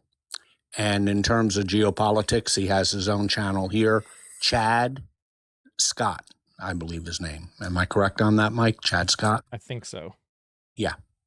And they have their own channel together, and they each have their own individual channel. So whatever floats your boat. Chad Scott speaks on foreign affairs and military affairs. And again, everything, even Mr. Global has said, everything that he talks about is based on things the way they are continuing, with the knowledge that things can change, that will change what goes on. All we can do is go with what is going on and what we are seeing happen. You know, like we can't sit here and just say, you know, you can also forecast. Of course you can. You can forecast, which is, and that is what oil companies like Exxon and Chevron have, and Mr. Global have said that if things continue the way they're going because of the oil inventories shrinking dramatically, we will hit 150 or more. Yeah, and he also, that's exactly right. And I find it interesting that for those who might doubt Mr. Global, fair enough, you're entitled to your opinion. But he's saying the exact same thing that Exxon is saying, that Chevron is saying, and they're the only two who are speaking out about it. But Exxon and Chevron are raising the warning signs. And Stephen brings up an excellent point in chat. Thank you, Stephen. A point that Mike constantly brings up, and I'll let him take it from here. The difference between the futures price, which is what we all see in the paper or online, and the real cost, which is called technically the spot price. And I'll pass it over to you, Mike, to explain the difference. So basically, the futures is the stock market. That's what we're looking at. The futures is the stock market. People bet on the price of gas going up and down. So they buy on they buy stocks on it, and they buy on the dip. That's literally what they do. They are making guesses what they think's going to happen. And then the spot is literally, so it's usually it's what there's a, I forget what they call it. There's a premium, that's the easiest thing to put on top of whatever gas is. Basically, you take what it's selling at and they sell above that, and that's the spot. So the physical price.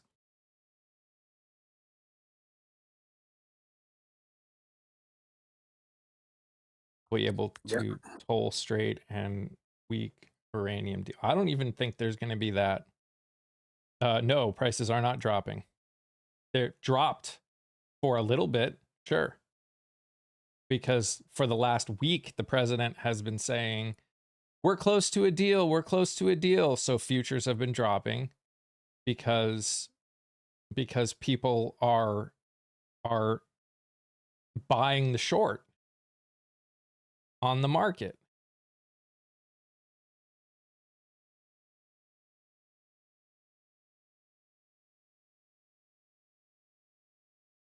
But nothing's happened, and nothing is going to happen. Yeah, just so everybody understands, the futures are indeed a bet on where the price of oil will be 1 month from today. That is, and unfortunately, that's the number everybody looks at. And most of the time, the futures market and the spot market run pretty darn close to each other. Not anymore. Not now.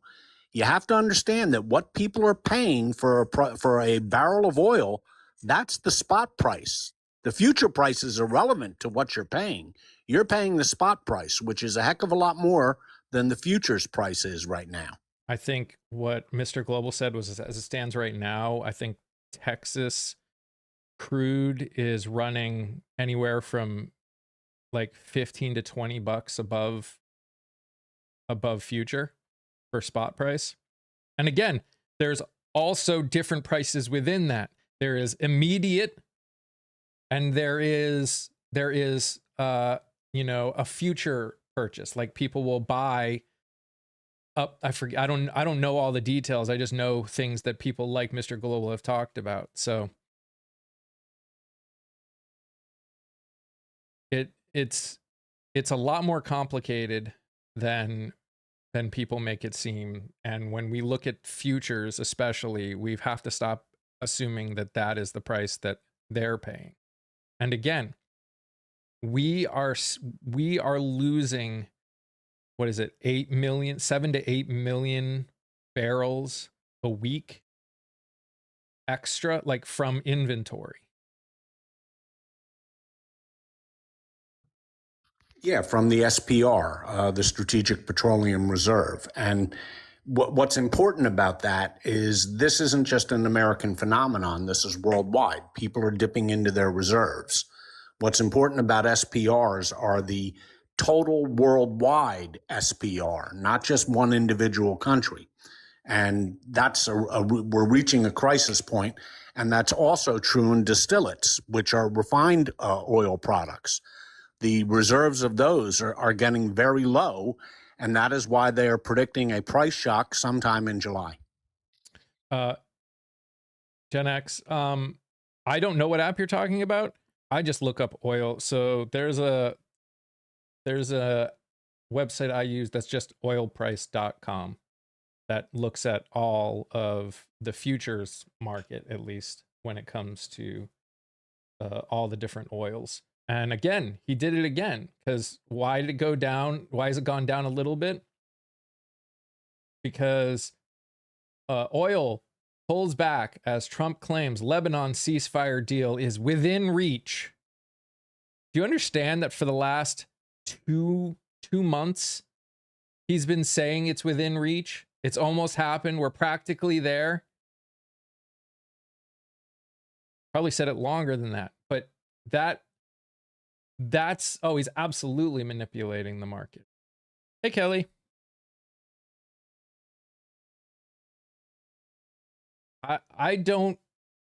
I'm sure they're sending stuff back and forth to each other. 100% guarantee they are. But they're neither of them are considering it, really. Neither Mike, of them. Did you see that? It's funny, but it's not funny. Nah, it's fucking hilarious. He was saying, well, we haven't destroyed the military of Iran. I'll bet you people don't know that. I've been nice. We haven't destroyed them. I'll bet that would surprise you. Well, actually, Mr. President, it surprises the hell out of me, because for the last 2 months, you've been talking about how you've destroyed Iran's military. I mean, does he have any self-awareness? To ask the question is to answer it. Well, and it's even more than that. It's, again, the problem is not even like it. I would agree with you 100% if I thought that there would actually be some some accountability to it. And that's the crazy part is we as a society just have lost the ability of accountability.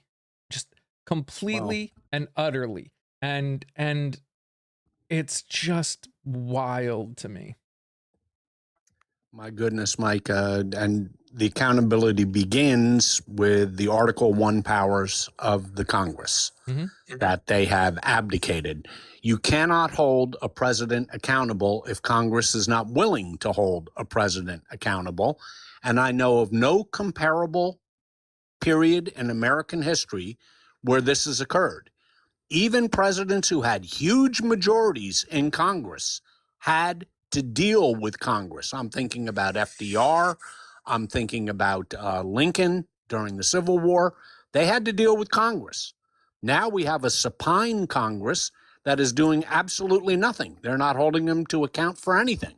Yeah.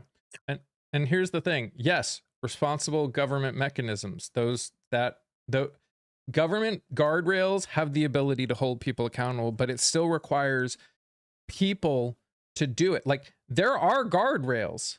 And as Scott said, Congress is not doing their job. Also, we as a voting block of people, as voters, also do not hold our representatives accountable. We do a lot of talking. We do so much talking, all of us. Dr. Mayer or Dre Mayer, please, no caps. People have already mentioned it. You saw it when you came in. We do not hold our representatives accountable. We don't hold anybody really accountable. And it's like there's a fear of holding accountability, and this is something that I've been thinking through. And there's a fear of accountability because of holding other people accountable, because of the fear of being held accountable yourself. And I think that's the problem we're in right now. Is we say we want accountability, and I think everyone or most of the people in here do. But there probably is a slight fear, if you're willing to actually really think deep about it. There's also there is probably a part of us that is a little nervous about bringing accountability back fully, because we know we've screwed up. Nothing you can do. Actually, there is. And by the way, please, for the fifth time, no caps. And I am happy to hear that we do own the universe. I mean, there's a load off. When are we going to be colonizing the Milky Way again? Can you fill me in on that? Because I'd like to know. I mean, property taxes in New Jersey are getting out of hand. I'm sure it'd be a hell of a lot cheaper to live in the Milky Way. I want some repercussions people need to be made an example of. And I hear what you're saying, Wendy, but and this is what I'm talking about us having to convince people that holding people accountable is important. So what does that accountability look like? Who falls under that accountability? You're trying to get the votes of people that are worried to hold people accountable, of people that are worried that they're going to be held accountable for something that has nothing to do with politics, just other things, because we go on accountability thing. And I'm not saying, I mean, I've talked about accountability more than anybody. I'm more than willing to take accountability when I screw up. But I'm not everybody. And this is the problem that we have as a society as a whole, is in order to actually fix the problems, we need to convince enough people that holding accountability is not going to mean destroying their life. And again, Does that mean that they probably should be held accountable for something? Probably. That doesn't change the fact that we have to convince enough people to want to do it. That this is one of those, this is just a reality thing. When it comes to any of these things, when it comes to any of these things that we want to do, it still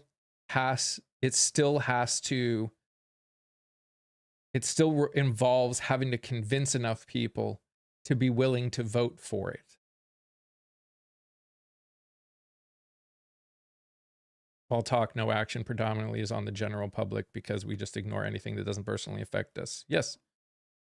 Or we are willing to vote against the self-interest of others if not even just the self-interest, the lives of others, if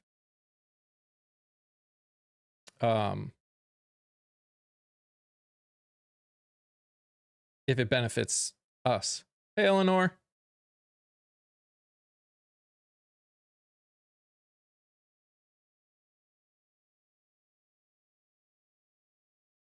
Neither is preferred. Those two have nothing to do with each other.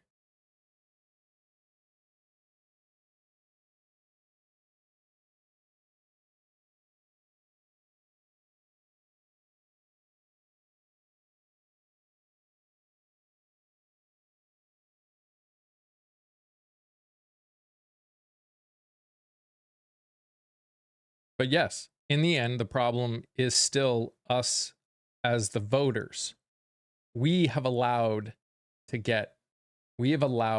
us to get to this point. We have allowed it. And we've allowed it in a lot of different ways, both for economic reasons, for societal reasons, for, you know, these, we are literally willing as a society to vote against other people because in many ways we have lost humanity.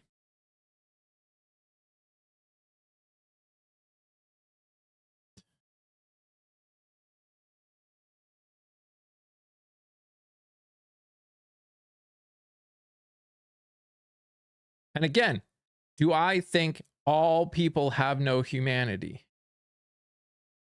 No, of course not. But I think we have been taught to only care about ourselves. I think that's something that we've been taught.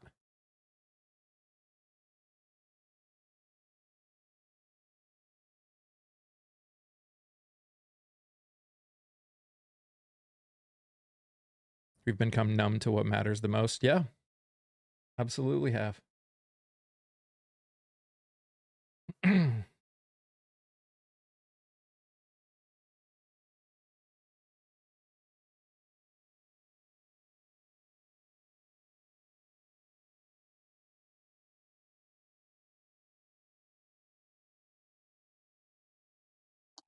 Actually, Stephen, I'm not that old. I do not have an autographed copy of the original Bible. I do, there was a young person on the live last night who is looking forward to his very first election, and I remember mine very well.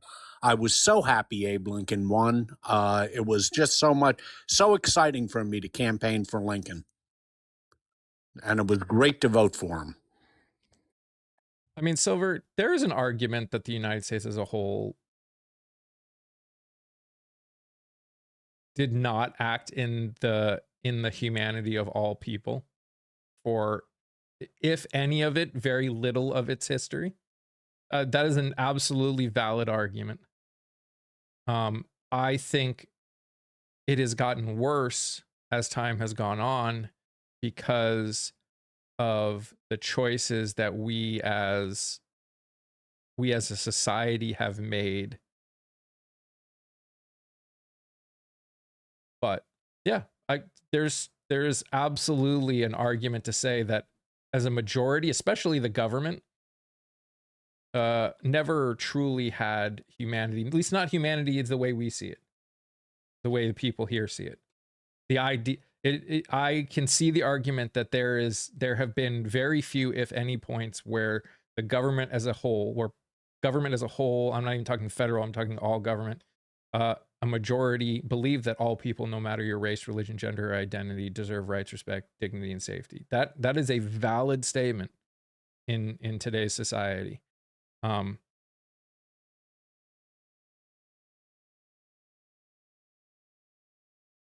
This is the hard part about all of this. This is, again, it's one of those, I realize more and more how much work we've got ahead of us. And how, we are not just, it's not just what's being taken away, but it's making me realize that some of the stuff never really, like, it was these, it's making me realize that some of these laws were just band-aids.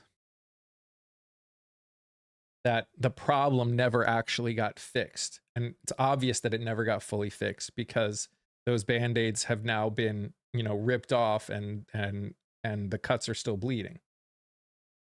We didn't fix the gusher. We just, slowed it to a drip for a little while or something like that. I don't know the best way to say it, but what does Libya have to do with anything? Dude.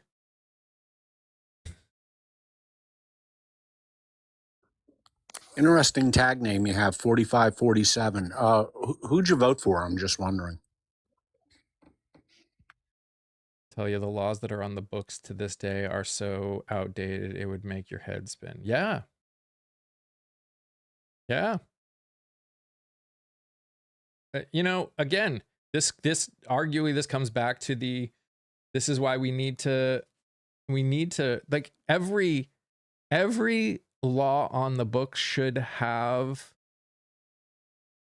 arguably an end date isn't the right word, but it should be considered a necessity that no matter what, after a certain number of years, all laws on the book need to be reanalyzed and potentially updated or gotten rid of. Need to be revisited. Thank you, Silver. All of them. Local, state, federal. The fact that any law can still be on the books that existed in the 1800s is disgusting. It's absolutely ridiculous. That just shouldn't be the case. Yeah, I agree. At the very least, they should be looked at. If they still have utility, no problem when they were written. But if they no longer have any utility, they should be updated for a modern society. Well, even if they have utility, rewrite it to make it worded and valid in today's society and then repass it. Okay. Yeah, I'll go for that. It's one of the, this is part and parcel of what we've, a through line of your live now for a couple of years. Maybe it's time for a constitutional convention because we have to ask ourselves if what we've got now is working. And that's fully understanding the risks that would be inherent in calling a constitutional convention. Because as we know, if you have a constitutional convention, you can't call it just to talk about the First Amendment or talk about the Second Amendment. You can't limit them what they do once you call a convention. So that's a risk. And the issue is, do people think that's a risk worth taking? I know you and I do. I know other people of good spirit disagree with us. Mm-hmm. It's interesting. I'm not sure when it's going to get posted, probably within the next couple of weeks. I interviewed, for those of you that remember, I interviewed Kaylee Peterson. She's running, she won her primary in the 1st district of Idaho. So I brought her back on to talk about, because it's been like 6 months since we talked. And one of the things we talked about was whether or not she would support something like a rewriting of the Constitution, as was put forth by Andrew Jackson. And it was an interesting conversation. I'm going to look forward to all these second conversations with people, because the first ones were always just kind of getting to know some of these people who don't get much visibility, where, you know, where these second ones we can actually go a little deeper on things, which is nice. Because I can just be like, you want to see the first one, go watch that, and then come back and watch this. So someone in the field just suggested that, another constitutional convention. Yeah, and here's the thing. If we, and I say this with all the love, if we as American voters, as Americans, really want and believe that a change in our Constitution is necessary, we all need to start paying attention to our state races more. Because in the end, the states have the ultimate ability to decide what changes happen in the Constitution. Full. Because the states can call a constitutional convention, regardless of what the House thinks. The states are the ones that choose the representatives, and 3/4 of the states are still necessary to ratify. Yeah, just to clear it up for everybody in chat, to call a convention is 2/3 of the states. To ratify what they come up with is 3/4 of the states. So in the end, if you want change, if change matters to you, then that needs to be a massive focus. And I think it's still not. I think people are still, and again, understandably so, why we focus so much on the federal. Because in so many ways, it feels like especially with this administration, it feels like the federal government is affecting us. But I promise you, you are being affected so much more. Because I hear people talking. I hear people talking to people running for office in federal government, and the questions they're asking are ones they should be asking their state representatives. Because while the federal government can pass laws that affect all states, if you want a better chance of fixing some of these issues, you should be looking at your state representatives, not the federal government. Because the federal government is designed to work really slow. Housing's a huge one. Your state government and your local government has much, much more of an authority on all things having to do with housing than the federal government does. Well, when you think about it, and actually there is a number behind this, about most people, we talk about the White House, the Senate, the Congress, and I understand that because we're people from 50 different states in this live and from many different countries. But 90% of what you deal with in your day-to-day life as a citizen comes at the state and local level. That's how important it is.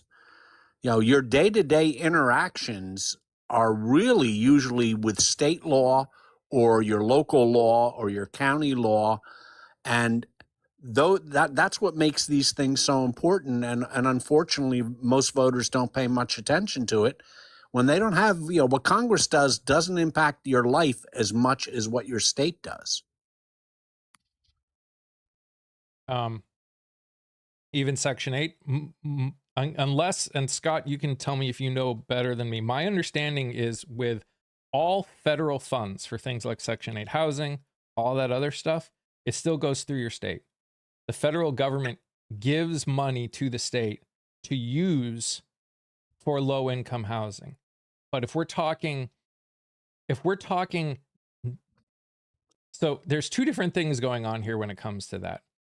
So when we talk about Section 8 is low income housing, but also what the problem with a lot of housing is not only is like the regulations that decide what houses can be built where, what kinds of houses can be built where, like the reason that we don't have multifamily homes in our areas when we probably should have more of those is not because of the federal government. It's because of the state or the local.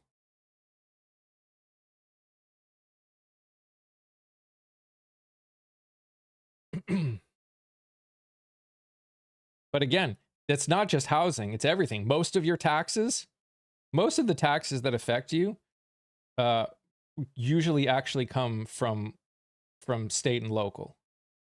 Yeah, but your understanding of it is corresponds with mine, Mike. Starting in about the Nixon administration, the federal government moved to a lot of block grants to states. And are there certain parameters that the states have to do with that money? Sure, there are.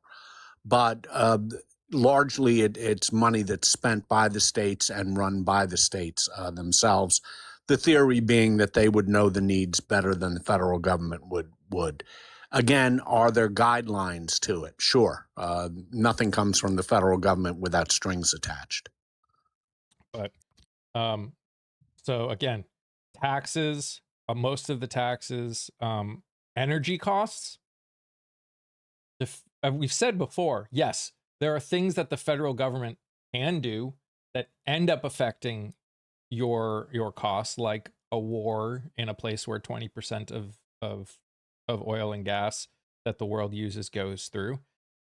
But specifically, no, the federal government doesn't do anything other than the one gas tax that's there to help for bridges and roads that exists. Everything else having to do, like in North Carolina, you talk to everyone in North Carolina, the biggest problem that we have is Duke. And the fact that they just keep hiking, they keep getting money from the state government.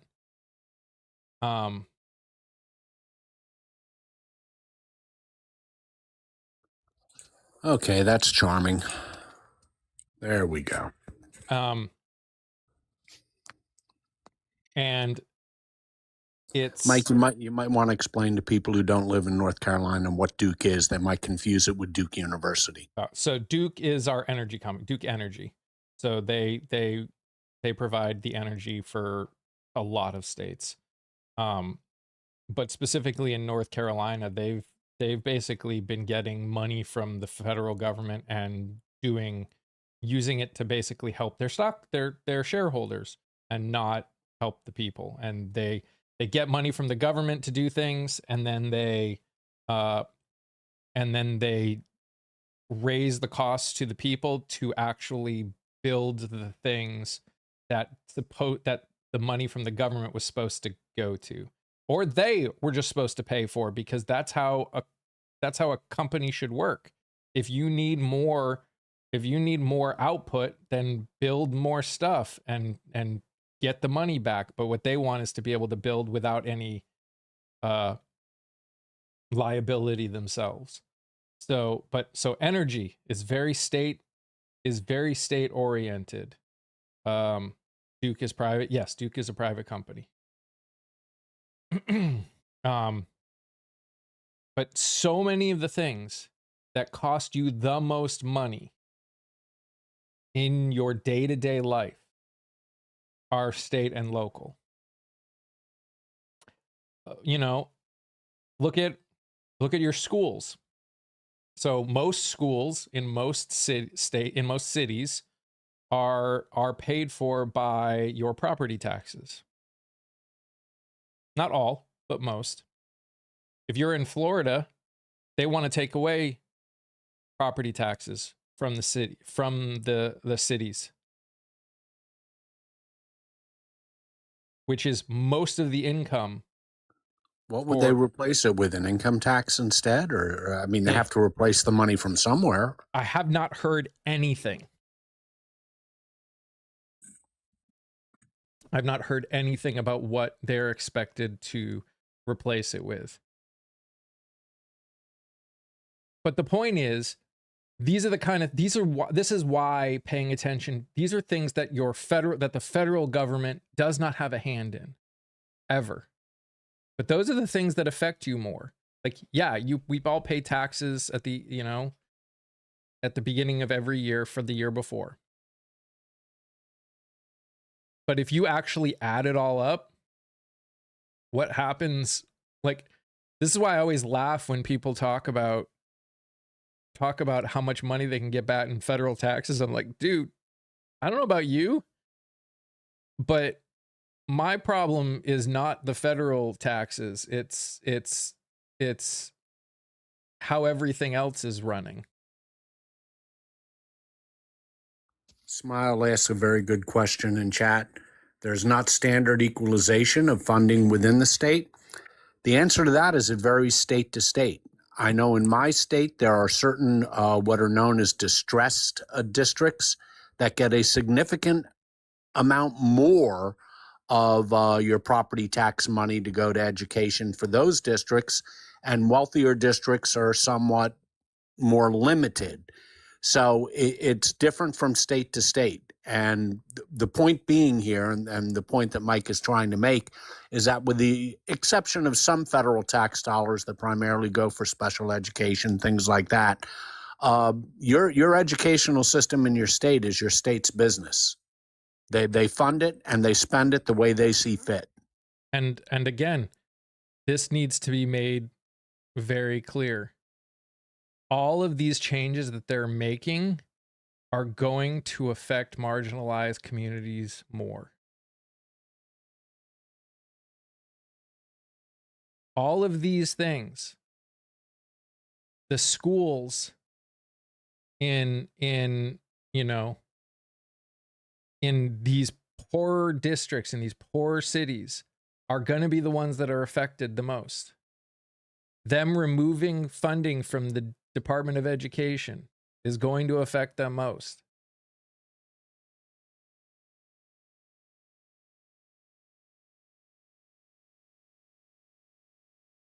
They're going to have trouble fixing the roads. They're going to have trouble fixing a lot of things.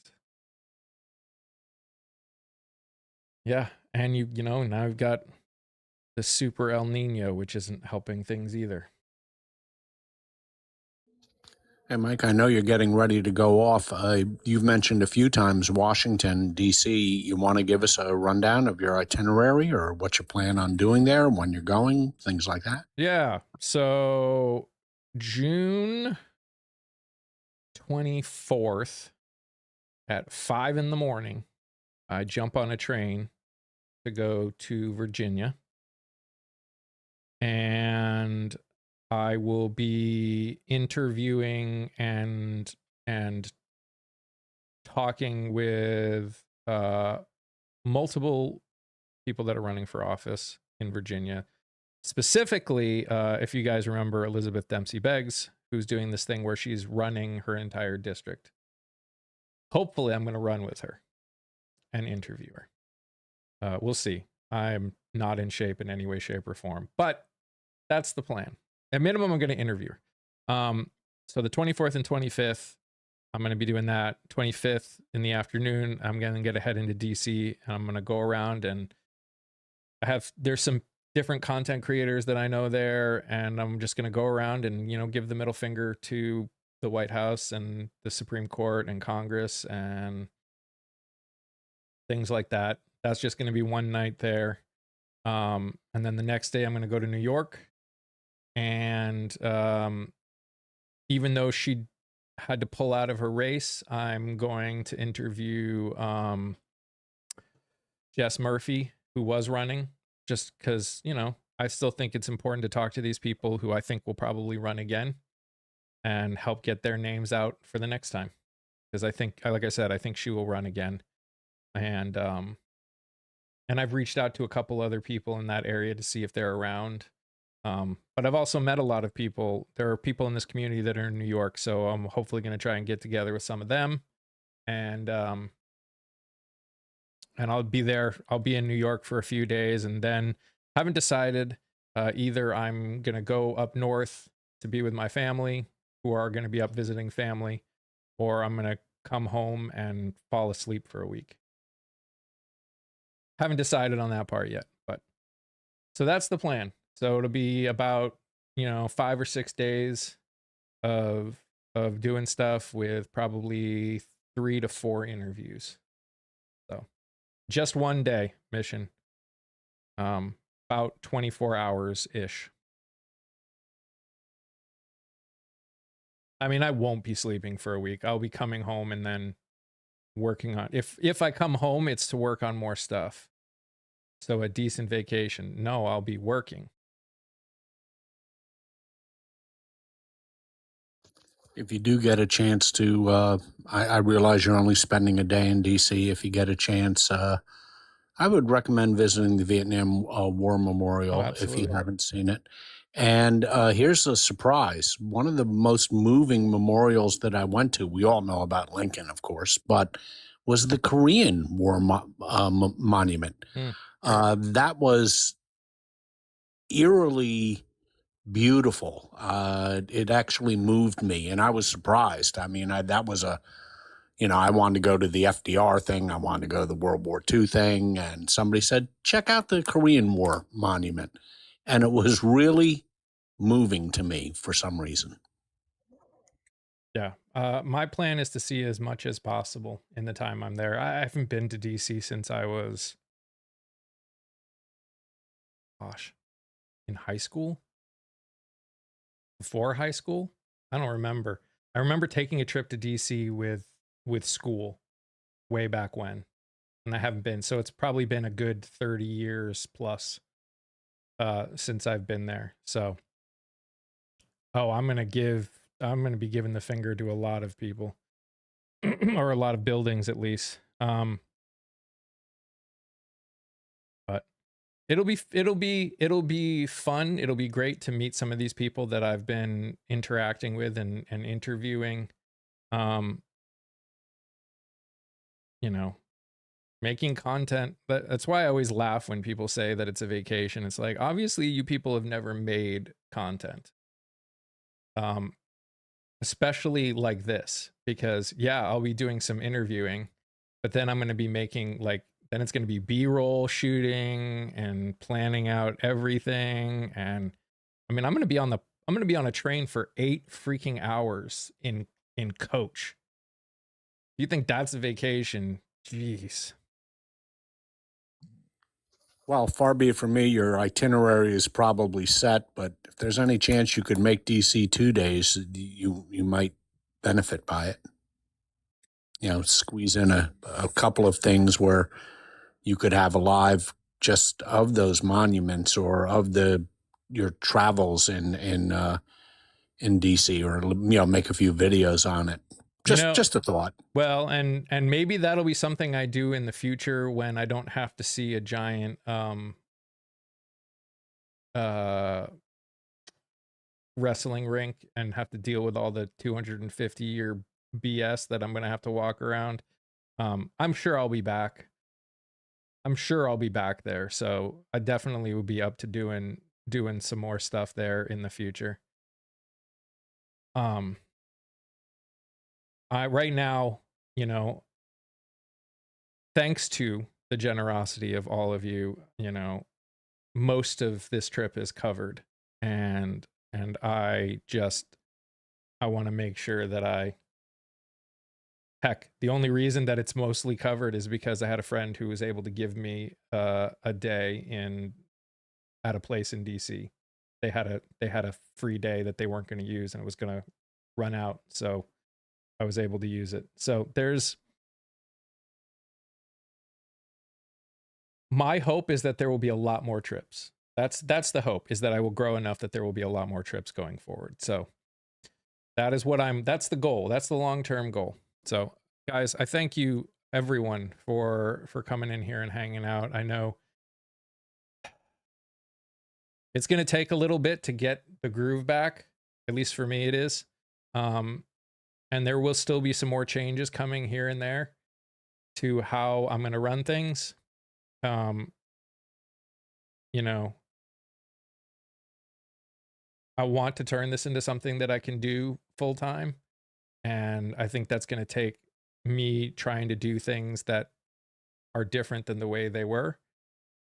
But it's not something I'm just going to like magically start doing. I want to try and plan some of this out a little bit better. So guys, again, thank you so much for everyone, for the likes, the shares, and the gifts. I appreciate you.